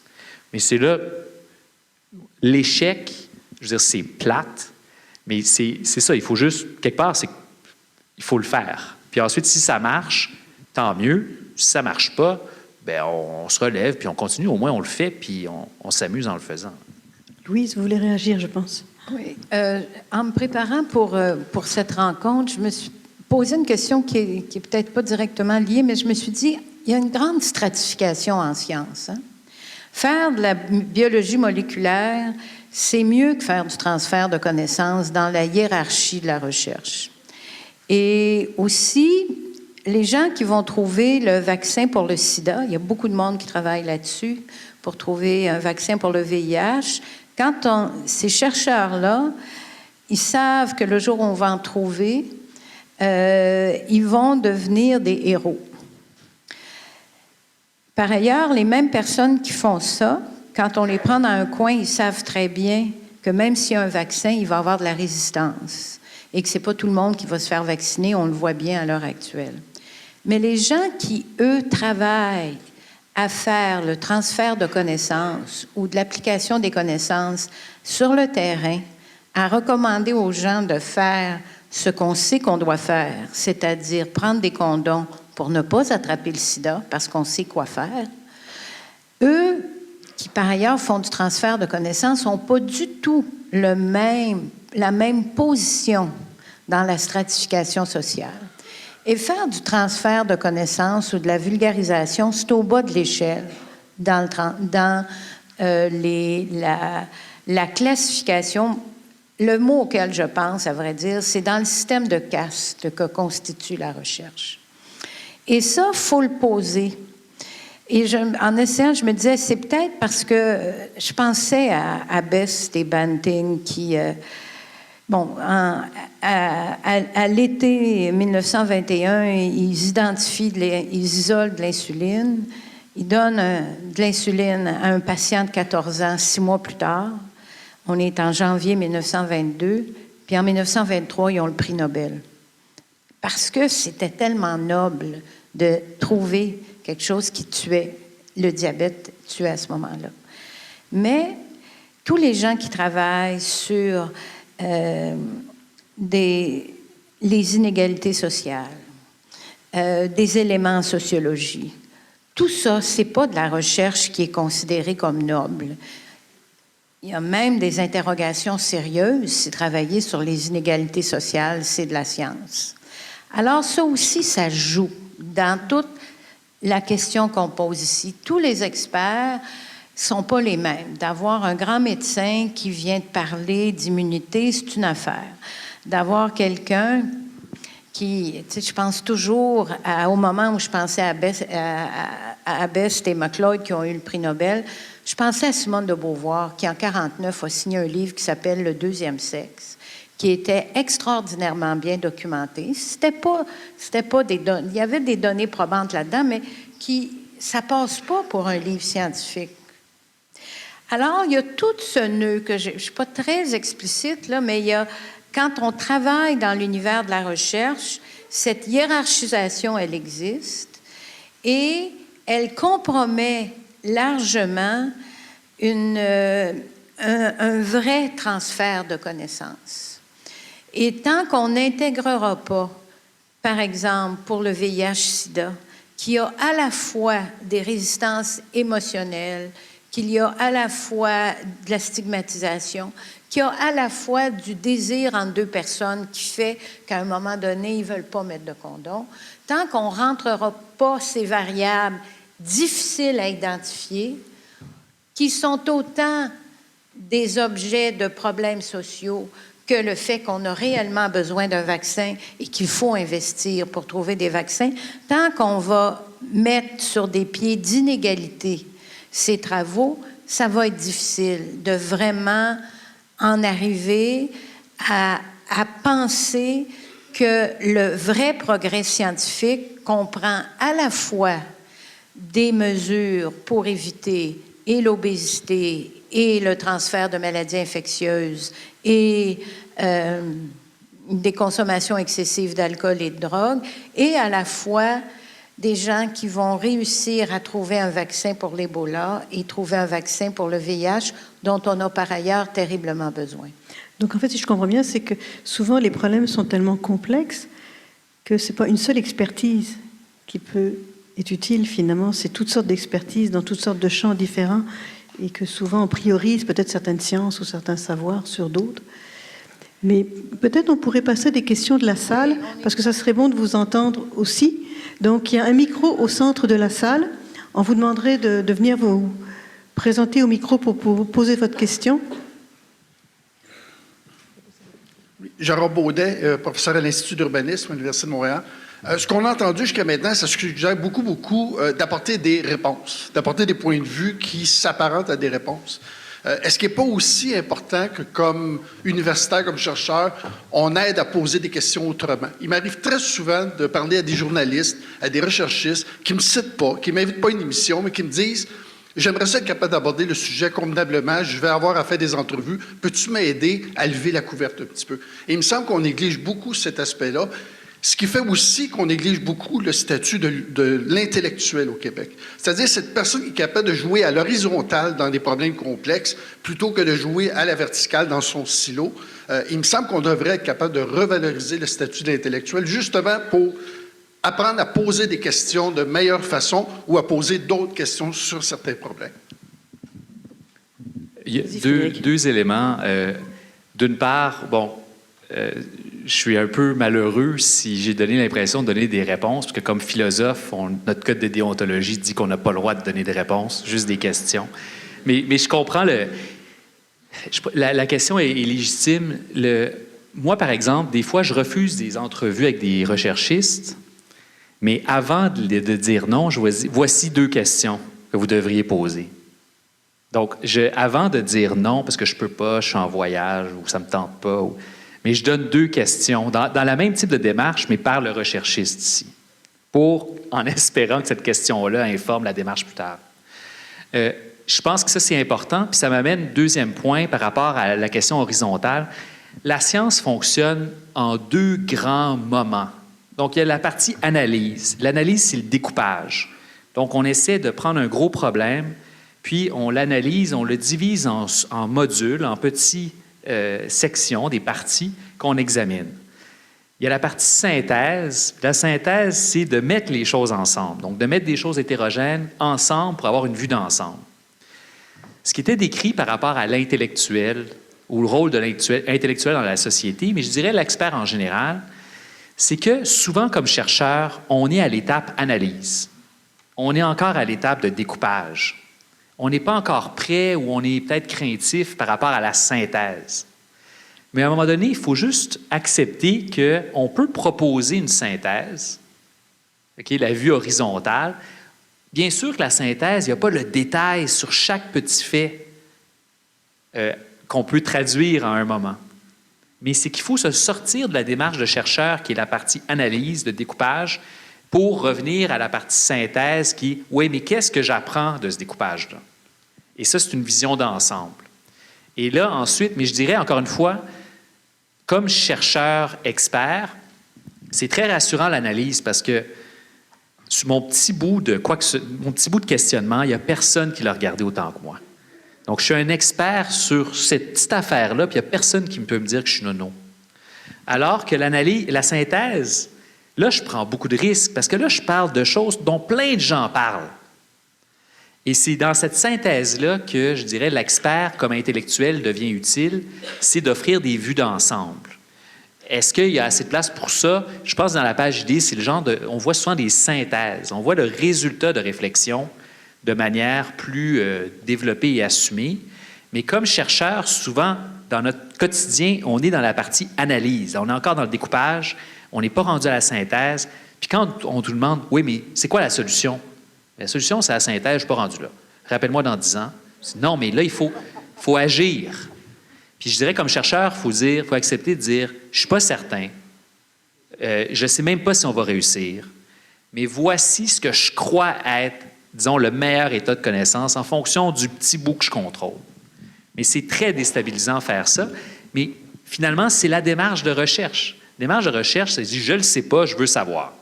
Alors, pourquoi, comme expert, on ne peut pas commencer en disant, je ne sais pas tout, mais je vais essayer de partager connaissances? Mais est-ce qu'on peut aussi... Ça ne sera pas long. C'est intéressant la question que vous posez, parce que dans le fond, votre diagnostic, c'est de dire, dans la mesure où les experts ne posent pas suffisamment de questions, on n'amène pas le grand public à poser des questions autrement. Et dans le fond, vous faites un lien entre de donner des réponses toutes faites, ce qui est un peu ce qu'on a fait, vous avez raison, et si on pose plus de questions, alors on serait plus en mesure d'avoir une population qui est prête à entendre autre chose et on n'aurait pas des propos comme ceux du maire de je ne sais trop où qui peut dire que les intellectuels, c'est des gens qui, idéalement, si les bûchers existaient, c'est là qui serait leur place. Alors, c'est intéressant et il y a quelque chose d'extrêmement juste dans votre intervention. Je ne sais pas trop comment y pallier, mais c'est vrai que de la façon dont la question est posée permet de voir le monde autrement. Parfait. Je vais laisser mon commentaire. On va prendre une autre question. C'est pas vraiment une question. En fait, mon nom est Louise Campeau. J'ai 3 commentaires, en fait, sur lesquels j'apprécierais que vous prononciez peut-être. Premièrement, j'écoute beaucoup la radio de Radio-Canada et j'ai l'impression que, en fait, c'est peut-être qu'ils ne trouvent pas suffisamment d'experts. La façon dont je vous ai entendu parler, c'est peut-être ça le problème. Mais moi, j'avais l'impression qu'on faisait toujours appel aux mêmes experts et qu'à la limite, il y avait presque un vedettariat d'experts. Premier commentaire. Deuxième commentaire, c'est que souvent, ces experts-là sont des hommes. Il y a des émissions à Radio-Canada, je pense entre autres à celle du samedi midi, où parfois on parle du monde et il n'y a aucune femme qui est invitée à plusieurs semaines. Pendant plusieurs semaines, il n'y a jamais de femmes ou presque. S'il y a des femmes, mais en fait, il y en a une, mais le reste, c'est seulement des hommes.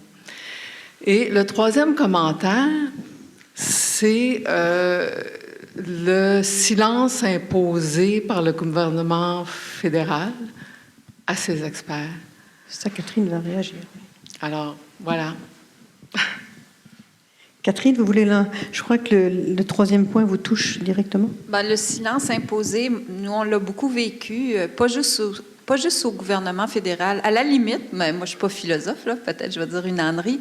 Si ton employeur te dit « parle pas », c'est quand même aussi le droit de ton employeur. Et les chercheurs universitaires, on a la permanence pour pouvoir parler. Donc, on est dans une situation très différente du gouvernement. Donc, à la limite, je suis évidemment en désaccord fondamental avec le fait que les chercheurs gouvernementaux ne se sentent plus à l'aise de parler. Mais le problème me semble encore plus grave quand des universitaires n'osent pas parler. Et nous, on a vécu ça beaucoup, beaucoup quand on essayait de trouver des experts en énergie qui travaillaient sur le pétrole. Donc, c'est vrai qu'actuellement, au Canada, il y a une grande crainte. Et cette crainte-là, pour les chercheurs, c'est si je parle, mes fonds de recherche seront coupés. Donc, il y a un problème.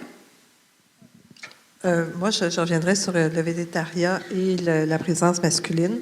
En matière de végétariat, clairement, parce que les médias donnent la lumière et à partir du moment où quelqu'un est bon puis que personne ne te rappelle, bien, c'est sûr que tu vas aller appeler celui qui s'est déjà prononcé parce que toi, là, tu as une machine à remplir. Tu as des pages à remplir, tu as des ondes à remplir. Il ne peut pas y avoir de trou. C'est ça ta commande comme recherchiste ou comme journaliste. Donc, il faut que tu trouves. Alors, forcément, si personne ne te rappelle ou on te rappelle peu, puis que l'autre, tu sais qui est bon, bien déjà, donc, c'est la poule et l'œuf, en fait. Bref, ça se nourrit tout seul. Par ailleurs, il faut savoir aussi, en télévision et en radio, il y a des recherchistes qui travaillent dans l'ombre, qui font beaucoup, beaucoup, beaucoup de travail. Tu as l'animateur aussi qui est à l'aise avec un certain type d'invité et moins à l'aise avec d'autres.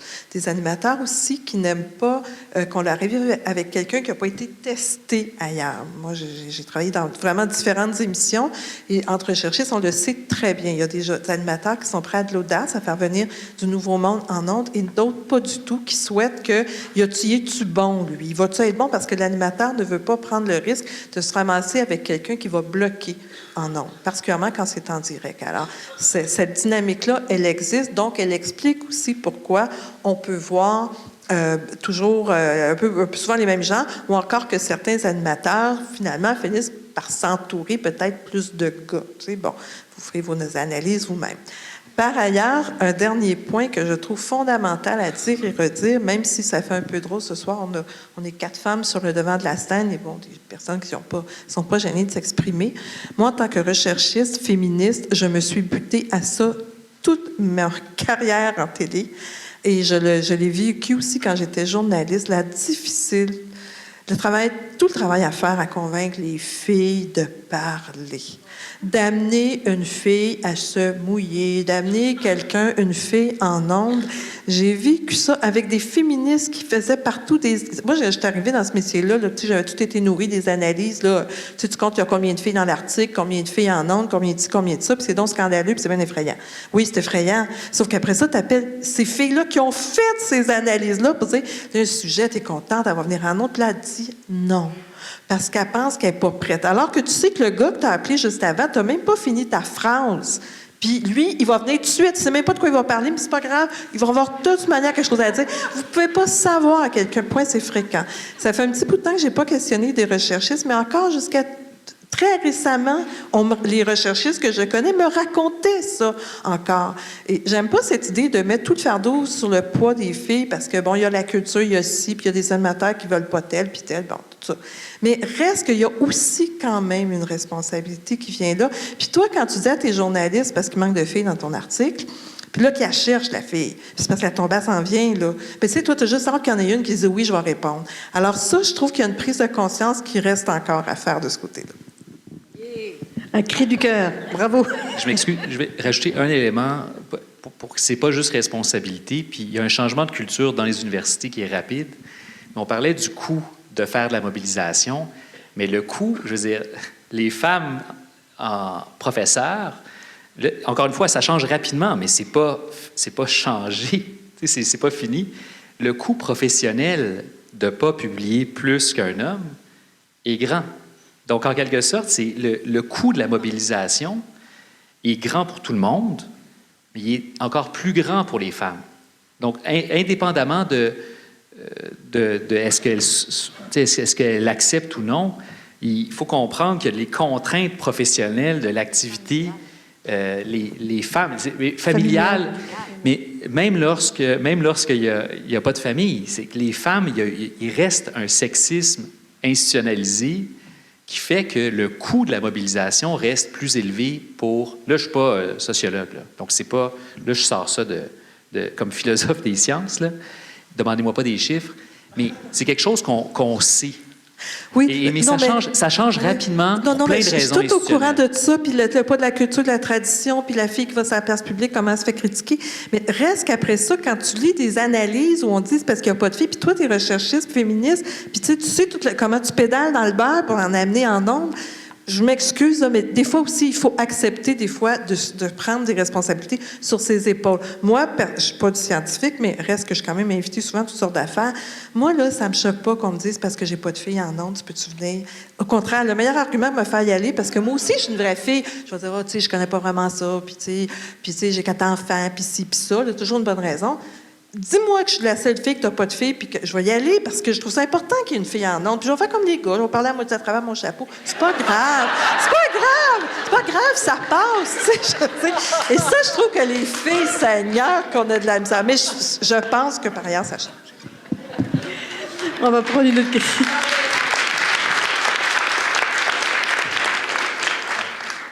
Oui, bonsoir. Je suis Laurence Brière, doctorante en sciences de l'environnement. Et moi, j'aimerais soulever, peut-être un peu différemment, la question du lien entre valeur et expertise. Parce que les experts sont amenés, en fait, les chercheurs sont amenés à construire une expertise dans une situation controversée la plupart du temps.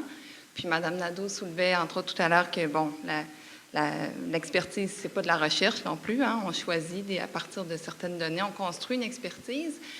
Et donc, moi, je trouverais ça intéressant. Je pose cette question-là à vous 5 qui êtes réunis. Est-ce qu'il n'y aurait pas lieu d'être que les experts positionnent, en fait, leurs valeurs lorsqu'ils présentent une expertise? C'est-à-dire, parce que comme citoyens, comme tout le monde, ils ont un certain idéal social, environnemental lié à la question qui est en débat. Donc, est-ce qu'il n'y aurait pas lieu de préciser cet idéal-là au moment de présenter une expertise? Donc, quelle posture épistémologique, d'une part, quelle cosmovision? Voilà. C'est une question vraiment fondamentale, puis pas juste pour la question de l'expertise, parce que beaucoup de travaux en philosophie des sciences, en sociologie des sciences, en histoire des sciences, s'intéressent à est-ce qu'une science objective est même possible? C'est parce qu'on a tous des points de vue, on a tous des préférences, on a tous... Donc, il y a une question là, indépendamment de l'expertise. Là, l'enjeu ici était présenté légèrement différent, c'est la question de la transparence par rapport à nos valeurs. Et là, est-ce qu'on devrait afficher nos engagements de la même manière que, par exemple, un chercheur qui est financé par une compagnie pharmaceutique doit afficher le conflit d'intérêts, disons pas conflit d'intérêts, mais la source du financement, pour que lorsque nous évaluons la recherche, nous le faisons sur une base de connaissances plus large. Moi, j'ai tendance à...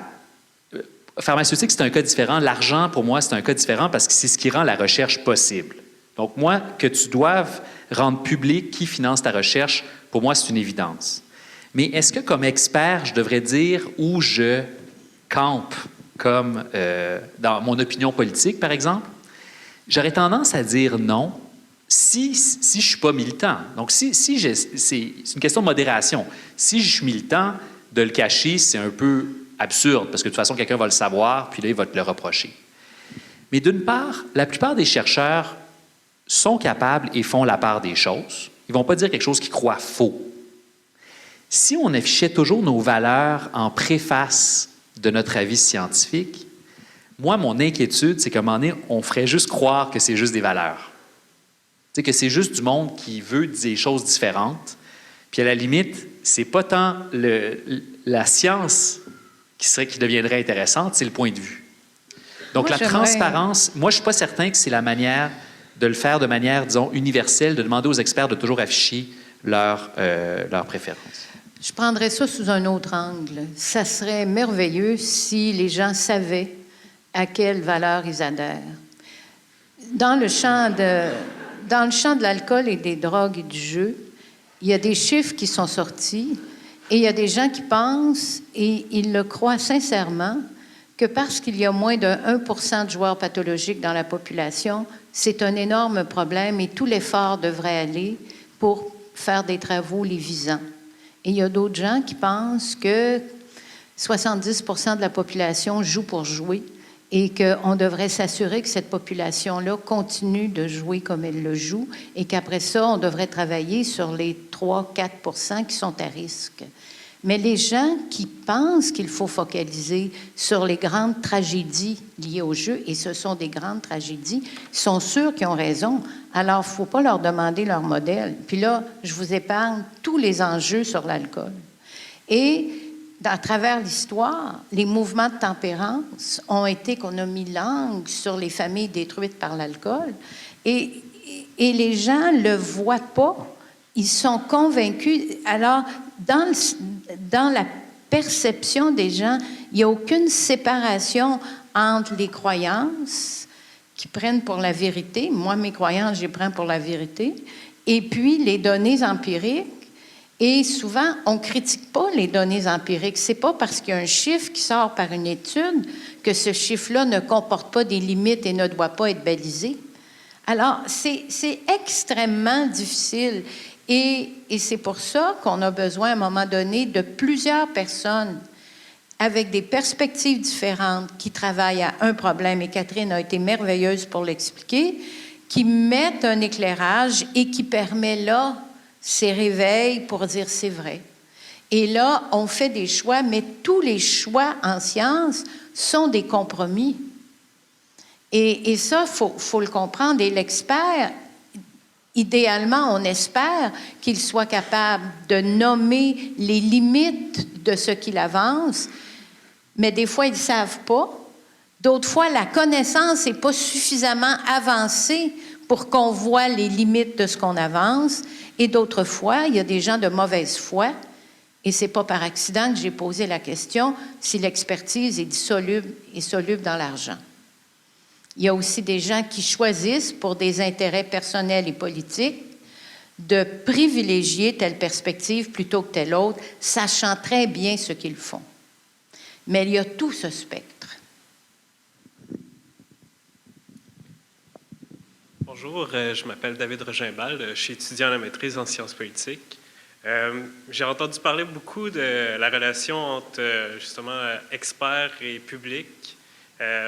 Vous avez beaucoup parlé aussi justement du côté de l'expert. J'aimerais vous entendre sur le côté du public dans le fond, parce que moi je vois un peu toutes les relations autour de moi, des relations de pouvoir. Puis je vois un peu l'expert comme celui qui a une autorité parce qu'il y a plus de connaissances. Souvent, justement, je pense que c'est de là vient un peu la méfiance du public, voit un peu l'autorité comme une personne qui peut tout lui imposer des points de vue, etc. Donc, j'aimerais vous entendre justement sur comment le public reçoit l'information, puis comment vous voudriez, je ne sais pas, en tant que chercheur, améliorer cette relation-là pour pas toujours... parce que je pense Catherine que va répondre, je question. crois. Oui, moi, ça m'interpelle beaucoup parce que quand je ne fais pas des batailles contre le Canada, là, mon vrai travail, c'est... je travaille dans la forêt tropicale, principalement avec des peuples autochtones sur l'usage de la forêt. Et c'est très intéressant parce que là-bas, les gens n'ont pas cette méfiance-là de la connaissance et c'est une connaissance partagée.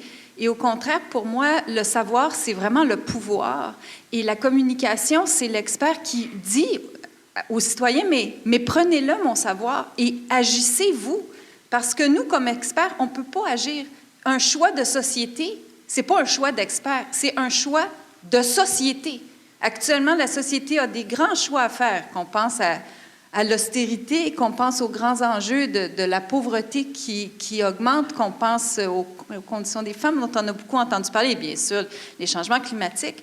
Ça, c'est des choix de société, ce n'est pas les experts qui font les choix. Or, le rôle de l'expert, c'est de donner à cette société la connaissance qui aide à faire des choix éclairés. Et l'intervention plutôt sur la question était fondamentale. C'est ça. Si les experts réussissaient à avoir ce dialogue avec les citoyens, les citoyennes, bien, les questions seraient différentes, sans doute. Et c'est comme ça que ces choix de société-là, on les referait. Parce que là, actuellement, au Québec, on est quand même dans une crise de choix de société.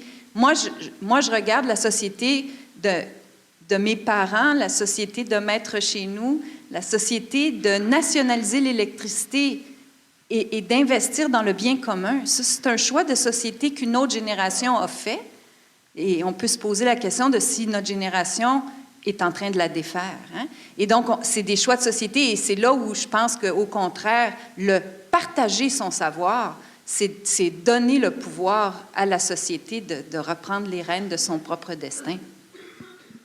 Moi, c'est l'aspect démocratie, puis c'est revenu à quelques reprises.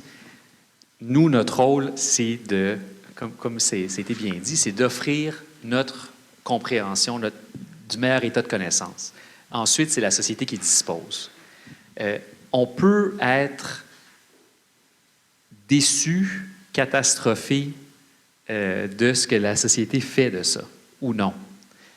Mais en quelque sorte, moi, le souhait optimiste, c'est à la limite, c'est qu'ils comprennent puis qu'ils me disent « ça ne me tente pas d'avoir ce que tu veux ». Ça serait, pour moi, là, ça serait un désaccord de perspective par rapport à quelle société on veut. Ce qui me gêne, c'est plus... Puis là, je ne parle pas du public, le public n'existe pas, là, mais donc, de certains secteurs du public, c'est qu'ils se racontent des histoires. Donc, il y a une partie, puis ça, c'est pas juste... peut-être que je parle à travers mon chapeau ici, là, mais en fait, ça a été étudié parce que tu vois, il y a des manières de voir qu'est-ce qu'ils comprennent, qu'est-ce qu'ils croient vrai, puis tu distingues le problème, puis en fait, si tu additionnes ce qu'ils croient, puis là, tu dis, oui, donc vous croyez le résultat. Il dit non. Puis là, tu dis, ben non, mais vous avez accepté chaque morceau. Puis là, comment vous n'acceptez pas le tout? Okay, le changement du climat, c'est un de ces cas-là. Vaccination, c'est un autre cas. Et là, la question, moi, c'est ça qui me désole. C'est pas qu'ils veulent pas ce que je veux. C'est pas qu'ils font pas ce que je leur dis qu'ils devraient faire. Ce qui me désole, c'est quand ils se racontent des histoires. Et ça veut dire que l'éducation est la clé. Parce que l'éducation, à un moment donné, c'est... Puis là, on parle d'éducation scientifique, mais c'est une éducation plus large. Tu sais, des cours... Là, moi, je suis philosophe, donc là, ça a l'air intéressé, mais des cours de philosophie. Mais tout ce qui nous aide à comprendre puis à s'approprier notre connaissance. Et puis là, à se dire, moi, là, j'aime pas ça me raconter des histoires. Tu sais, j'aime ça, au moins, être vaguement cohérent dans mon ensemble de croyances. Puis peut-être qu'ils vont faire des choses que les scientifiques jugent des mauvaises idées, mais c'est correct. Au moins, ils le feront de manière, en fonction de valeurs, et non pas parce que ça les rend inconfortables ou ils n'aiment pas la proposition. Moi, je veux juste qu'ils soient informés, réellement informés. Ça veut dire que moi, je peux partager, mais le récepteur de l'information doit aussi être constitué d'une manière où il prend d'une manière saine cette information-là. Puis ça, c'est une question d'éducation. Qu'est-ce que je voudrais du public? bien, déjà, on a un bon système d'éducation, mais c'est de le concevoir, ce système d'éducation-là, pas juste pour des emplois, mais aussi pour, quand on dit éduquer des citoyens ou des personnes avec une pensée critique, mais fondamentalement, c'est des personnes qui vont être heureuses de leur choix. Et ça, c'est quelque chose que je trouve vraiment important et ça va nous aider à mieux gérer la relation d'expert parce que là, ça ne sera plus vécu comme une imposition, mais comme un avis envers lequel je peux me positionner. Mais est-ce que, comme scientifique, bon, il y a la diffusion de l'expertise, mais vous n'avez pas envie, des fois, vous le faites d'ailleurs, mais diffuser vos valeurs. Donc, en tant que scientifique, d'essayer de promouvoir certaines valeurs. Comme vous, Catherine, vous parliez à un moment donné sur la biodiversité, vous disiez, bon, c'est bien beau de protéger les espèces, mais en fait, c'est une question de valeur, savoir sur...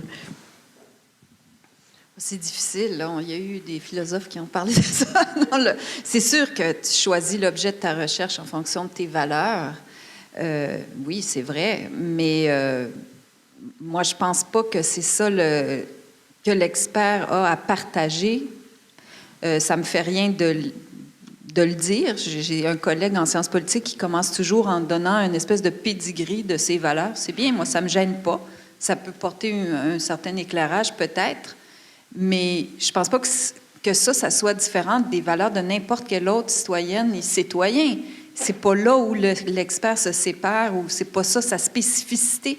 La spécificité d'un universitaire, d'un chercheur, c'est le produit de son travail de recherche. Et donc, partager nos valeurs, je ne sais pas si c'est très intéressant. Je ne sais pas si quelqu'un est intéressé à savoir mes valeurs plus que moi, je suis des siennes. C'est le même intérêt. Je veux dire, moi, je suis intéressée par les valeurs de tout un chacun que je rencontre, puis je ne vois pas pourquoi mes valeurs sont plus intéressantes que les leurs. Mais la connaissance, c'est différent parce qu'on est payé. En fait, on est des super chanceuses personnes payées pour penser toute une vie. Non, mais vous rendez-vous compte, là? C'est ça notre métier. On est payé pour penser. Alors, ou bien cette pensée-là qu'on cumule au fil des années, elle est importante et donc on doit la partager, ou alors là, vous devriez arrêter de nous payer. La première option, s'il vous plaît. Une question? Merci. Sean Lovejoy, je suis chercheur à McGill et je rejoins complètement ce que vous venez de dire, Mme Poitvin. Mais je dirais même qu'en tant qu'expert, on a un devoir moral d'intervenir même, en fait. Ça n'a pas été dit explicitement ici, et pour plusieurs raisons. Une des raisons, c'est qu'effectivement, on est payé pour produire la connaissance universelle, et cette connaissance, en fait, finalement, elle représente un pouvoir. Pourquoi? Parce qu'elle nous permet d'agir sur la réalité et de transformer la réalité, de produire la richesse et de plein de choses. Donc, d'une part, il y a un dérive qui devient de plus en plus important dans les dernières années, c'est cette connaissance universelle produite par des fonds publics qui est siphonnée vers le secteur privé et orientée de plus en plus, donc avec toutes les coupures dans la recherche fondamentale, remplacée par la recherche très ciblée. On devient de moins en moins libre de vraiment penser comme vous avez bien dit, mais ça devient, disons, des cerveaux un peu achetés. Bon, ça, c'est un côté. L'autre côté, c'est une question de démocratie. Je suis très heureux, ça vient d'être nommé, mais c'est absolument fondamental si, en tant que société, nous allons prendre des décisions éclairées sur n'importe quel sujet. Il faut de l'évidence. Et l'évidence, effectivement, ça n'existe pas dans le vide, ça existe parce qu'il y a des chercheurs, des personnes qui sont en train de comprendre et de ramasser des données. Et justement, ça explique pourquoi Harper est en train de museler les chercheurs, parce qu'il ne veut pas... il veut imposer sa politique et effectivement, les faits sont très gênants assez souvent, et notamment, effectivement, dans le dossier du climat. Et c'est pourquoi, juste pour terminer, il y a depuis maintenant presque 2 ans la création d'une ONG qui s'appelle Evidence for Democracy, Évidence pour la démocratie, qui a même organisé une manifestation de scientifiques à Ottawa il y a 2 ans et 17 villes à travers le Canada, y compris à Montréal, dont je suis fier d'avoir participé il y a un peu plus qu'1 an. Et c'est justement pour réclamer la fin du musellement des scientifiques, mais aussi un financement sérieux et adéquat de la recherche. Et donc, effectivement, les scientifiques sont en train de descendre dans la rue, au moins ça s'est passé déjà à plusieurs reprises. Et je crois qu'il faut que ça continue. Une réaction là-dessus ou... En fait, vous êtes d'accord? Oui, mais moi, en fait, je ne suis pas d'accord. Non, mais dans le sens... Quand on parle... Je veux dire, je suis d'accord que j'aimerais ça qu'on tienne plus en compte les résultats probants. Mais les résultats probants ne nous disent pas qu'il y a une chose à faire. C'est une question de choix. Donc, il faut juste la manière qu'on le présente, ça reste un choix de société. Nous, on est là pour les informer. C'est pas... Demain, là, moi, je peux croire que ça serait bien qu'on arrête d'utiliser tel type de produit. Mais, puis là, je dis, ça, je vais le soutenir. Voici les conséquences d'utiliser tel type de produit. Mais le produit lui-même, il ne tient pas en lui le choix. Le choix, c'est la société qui le prend. Donc, juste dans la présentation, on n'est probablement pas si en désaccord que ça, peut-être plus ou moins, mais je voudrais juste... Je trouve ça important, le mouvement Evidence for Democracy, mais je ne veux pas qu'on perde de vue l'idée que ça reste un choix de société et que même s'il y avait toute l'évidence, même s'il la comprenait au complet, il pourrait décider d'agir autrement. C'est ça une démocratie. Moi, c'est ça que je trouve important qu'on garde à l'esprit. Ce que je trouve important, c'est qu'il y a eu des chercheurs gouvernementaux qui ont été muselés, et ça vient d'être évoqué, et ce n'est pas par accident. Quand on a créé les Instituts de recherche en santé du Canada, le budget promis sous le gouvernement de Jean Chrétien était d'1 milliard. Quand le gouvernement a changé, ces fonds-là n'ont pas atteint l'objectif qui avait été défini et dans lequel le projet a été écrit pour des fonds d'1 milliard. On a formé énormément de postdocs qui, présentement, ne trouvent pas de travail parce qu'il n'y a pas de poste dans les universités, parce que les budgets sont coupés. Il y a toute une génération de jeunes chercheurs avec des postdocs qui se retrouvent avec des jobs de maîtrise parce qu'il n'y a pas de poste ouvert et que donc, ce qui est soulevé ici, c'est des questions extrêmement importantes. Lundi, on avait à choisir à couper 1,5 million, soit sur des vaccins ou soit sur des données de transfert de connaissances. Ce n'est pas une décision plaisante à prendre, puis on n'avait pas le choix, il fallait le faire. Donc, ce qui est évoqué ici est une situation au Canada qui n'est pas fictive et qui a des conséquences. Et qu'il est exact, et Catherine le dit très bien, on a vécu sous certains gouvernements et dans une période où on croyait que, ultimement, un travail en fonction du bien commun conduirait à des améliorations substantielles. On en a vu, et il faut se poser la question si le monde dans lequel les gens de mon âge, j'ai 68 ans, ont vécu, et le monde qu'on va laisser à nos enfants. Et beaucoup de monde répondent non à cette question-là. Et je trouve que c'est évoqué de manière extrêmement intéressante et que ça pose tout un ensemble de questions qui sont peut-être pas directement l'expertise, c'est-à-dire l'objet de ce débat, mais qui sont une réalité sociale extrêmement vraie. Puis vous avez soulevé autre chose. Par exemple, tous les multiples réseaux sociaux qui arrivent à museler n'importe qui et qui fait qu'à un moment donné, tu dis quelque chose et là, tout à coup, tu passes ta vie à te défendre. À ce moment-là, le propos qui est par ailleurs intéressant.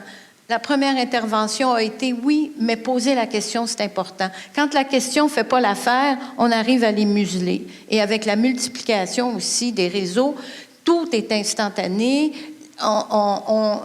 Une image succède à l'autre de telle sorte qu'on l'oublie. Et tout ça, c'est des enjeux importants qui, après ça, affectent notre capacité de penser, notre capacité de prendre des décisions éclairées, que ce soit à partir de l'avis d'experts ou que ce soit les gouvernements ou que ce soit la collectivité qui décide, voici, on devrait améliorer telle chose et voici le sens que devrait prendre la décision. Je trouve que les interventions sont extrêmement intéressantes.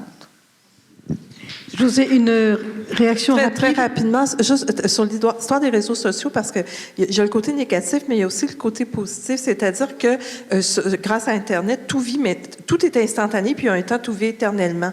Et la vie éternelle, ça veut dire que tu peux ressusciter et que tu peux redevenir, ta parole ne se perd pas.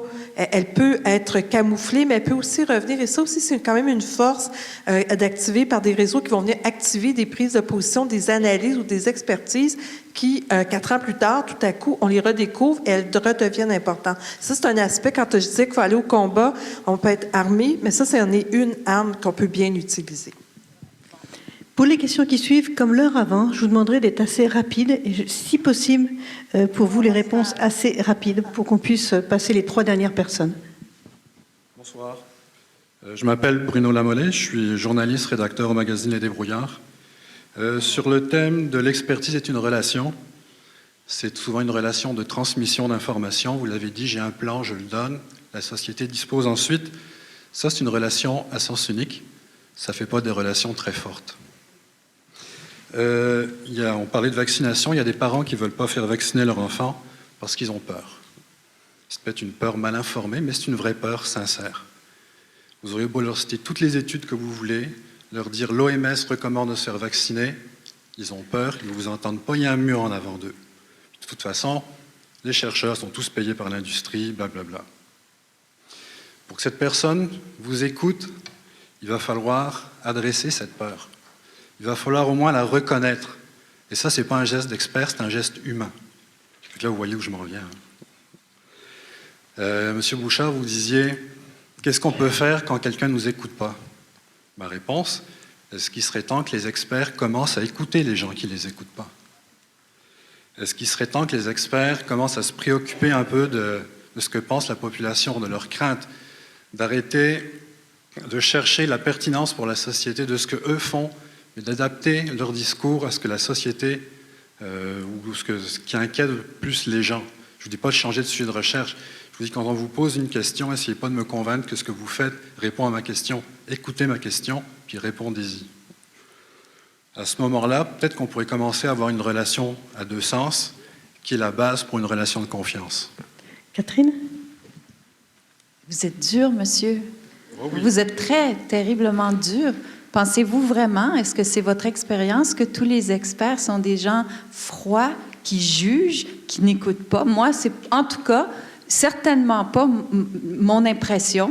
Et moi, quand j'entends des experts comme madame qui parlent des problèmes d'alcoolisme, des problèmes de femmes, ça vient me toucher et je suis contente qu'ils soient là.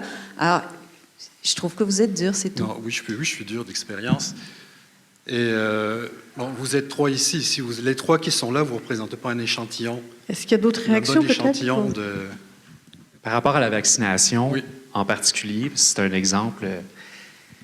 Ce qui est remarquable avec l'exemple de la vaccination, d'une part, la plupart des chercheurs en sciences sociales qui examinent ça sont énormément à l'écoute. Donc là, c'est un cas, en fait, c'était peut-être pas l'exemple le plus... Je comprends la critique. S'il y a des gens en sciences sociales qui s'y intéressent, c'est parfait. Non, mais pour étudier, pour aider l'OMS, pour essayer de débloquer cette situation-là. Et pour moi, le cas du vaccin, c'est intéressant parce que c'est un cas où et c'est une problématique très, très spéciale parce que j'ai une jeune fille et j'aime ça me considérer rationnel, tout ça, je connais les résultats, tout ça, et je me suis quand même posé la question une demi-seconde. Même moi. Donc là, ensuite, je l'ai faite, bien sûr. Mais moi, le choix, fondamentalement, puis l'espèce de réalisation qu'on voit émerger dans beaucoup de ces résultats-là, c'est que par rapport à certains enjeux de résistance par rapport à la science, elle est comprise et acceptée. C'est qui devrait porter le risque qui n'est pas accepté. Donc, il y a beaucoup de parents, et ici, je ne fais pas de jugement, entre autres, parce que j'ai avoué avoir eu le doute temporairement, qui se disent, je sais que le vaccin fonctionne, et j'espère qu'il y a plein de monde qui va se faire vacciner. C'est juste que je ne veux pas faire porter le prix à mon enfant. Puis ça, c'est une réponse que j'aimerais qu'elle soit différente, mais que je comprends. Et je dirais qu'il y a beaucoup de résistance à la science qui est de cette nature-là, qui est on comprend un peu la relation, mais c'est qui devrait porter le risque. ou payer le coût de suivre les indications. Mais je veux revenir, dur ou non, je pense que c'était dur. La question, c'est quelle proportion des scientifiques ça touche. C'est une question légitime. Et je dirais que le rôle de l'écoute des inquiétudes augmente, pas juste en sciences sociales, mais en sciences naturelles aussi, de diverses manières dans l'orientation des programmes de recherche, mais à un très haut niveau, là, sans que ça devienne là, du micromanagement des demandes de subventions. Je sais qu'il y a des recherches en sciences sociales. On va peut-être essayer, parce que là, il y a deux autres personnes, je suis désolée, mais on ne va jamais terminer. Donc, on va passer à une autre question. Mon nom, c'est Élise Jalbert-Arsenault. Je suis candidate à la maîtrise en nutrition publique. Puis, en fait, ma question va toucher un peu la précédente, donc peut-être qu'il y aura une suite. Il y a un élément qu'on a assez peu effleuré depuis le début du débat qui, encore une fois, dans le dialogue entre l'expert et le public, qui est la question « Pourquoi le ferait-il » qui nous vient du marketing social, dans lequel on se pose des questions « Pourquoi le ferait-il et pourquoi ne le font-ils pas » Quand on fait des recommandations à un certain public, souvent, l'expert va avoir tendance à attribuer son objectif à la personne qui l'écoute. Donc, si, par exemple, en nutrition, je veux que les gens mangent plus de fruits et légumes, pourquoi? Parce que, éventuellement, ça va prévenir contre un problème d'obésité, de maladie cardiaque, de diabète, etc., dans 45 ans. Pour le public, ça ne veut rien dire dans 45 ans. Si on parle de l'alcool, pourquoi est-ce qu'on ne veut pas qu'il dépasse un certain seuil pour prévenir une cirrhose du foie, par exemple, dans 50 ans? Ça ne veut rien dire pour le public dans 50 ans. Donc, ma question touche peut-être moins l'écoute, mais plutôt le message. Quand on parle au public, il faudrait quand même se poser la question du pourquoi le ferait-il? C'est quoi la motivation intrinsèque du public à respecter nos recommandations en tant qu'expert? C'est une réponse de psychologue qu'il faut donner à votre information, à votre question, parce que le fait de savoir n'amène pas un changement de comportement. Et les raisons qui amènent les gens à ne pas se conformer à quelque chose dont ils savent très bien que c'est nuisible sont multiples. Et puis, je ne donnerai pas un cours ici sur les motivations puis le changement, mais ça fait partie. Il y a des... Ce n'est pas parce qu'une information est donnée, que les variables contextuelles permettent la mise en place du changement. D'autre part, un individu peut avoir des besoins incompatibles avec la suggestion qui est faite. Et bon, puis là, je vais arrêter là parce que je pourrais continuer. Je donne un cours sur ces problèmes-là. Mais une des choses que l'expert doit savoir, c'est que l'information, c'est l'étape numéro 1 du changement. Ensuite, il y a à la fois quelqu'un qui s'engage dans un processus de décision et de changement, et ensuite, il y a des institutions qui sont prêtes à aménager l'environnement pour permettre à l'individu de s'engager dans ce processus de changement. Et tant qu'il n'y a pas ces deux éléments-là, c'est extrêmement difficile.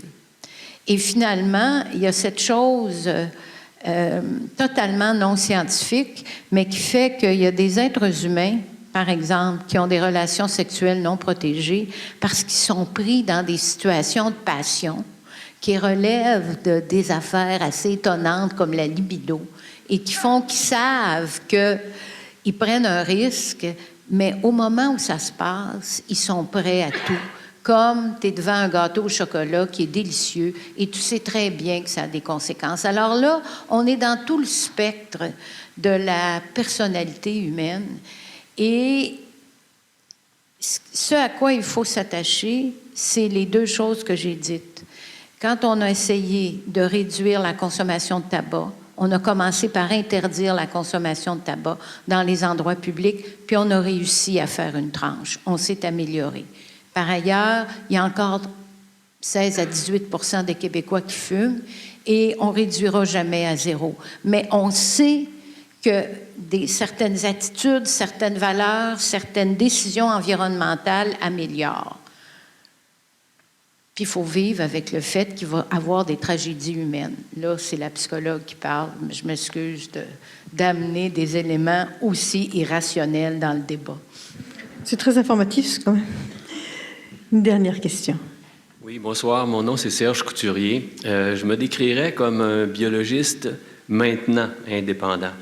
J'ai travaillé 27 ans au gouvernement du Québec comme biologiste responsable des études sur le caribou et ce matin, j'avais le plaisir de partager un micro avec Mme Nadeau où on a réussi l'équilibre de mélanger des caribous et des résultats de recherche en psychologie. Ce matin, on l'a abordé un peu avec Mme Catherine Perrin. On a ce soir des chercheurs universitaires. Je côtoie des chercheurs universitaires à l'Université Laval aussi, mais la dynamique est vraiment très, très différente par rapport à des chercheurs gouvernementaux. Et vraiment, il faut sonner la sonnette d'alarme parce que au Canada, on le sait, le gouvernement actuel, et au cours des 2-3 derniers mandats, a coupé beaucoup les autorisations auprès des scientifiques. Mais je pourrais vous dire que simplement dans mon domaine à moi de l'écologie du caribou, mais le caribou est une vedette dans plusieurs provinces. Je pourrais vous dire que simplement avec les échanges que j'ai eus avec des collègues biologistes du caribou aussi dans d'autres provinces, la harperisation des gouvernements provinciaux est bien avancée aussi. J'ai quitté le gouvernement du Québec en 2012 après 2 années où on ne pouvait plus rien dire. Le plan Nord était pour être annoncé et c'était pas le temps que mes caribous arrivent avec une mauvaise nouvelle. Ah, déclin des caribous en pleine annonce du plan Nord. Donc, il faut rester vigilant pour s'assurer qu'il y en a de l'expertise beaucoup dans les gouvernements aussi. Et je vous fais une prévision, même avec un premier ministre qui, encore ce matin, a dit qu'il n'y en avait rien à cirer du caribou, je vous fais la prévision que vous n'entendrez pas un commentaire d'un biologiste du gouvernement du Québec pour parler du sujet au cours des prochaines semaines. Donc, il faut rester vigilant. Écoutez, ça termine bien. Je pense qu'on a, on a souligné l'importance de donner la parole aux scientifiques et de ce qui se passe avec Ottawa. Écoutez, je vous remercie d'être venus. Je remercie nos 4 experts et invités, Catherine Potvin, Frédéric Bouchard, Louise Nadeau et José Boileau. Merci beaucoup.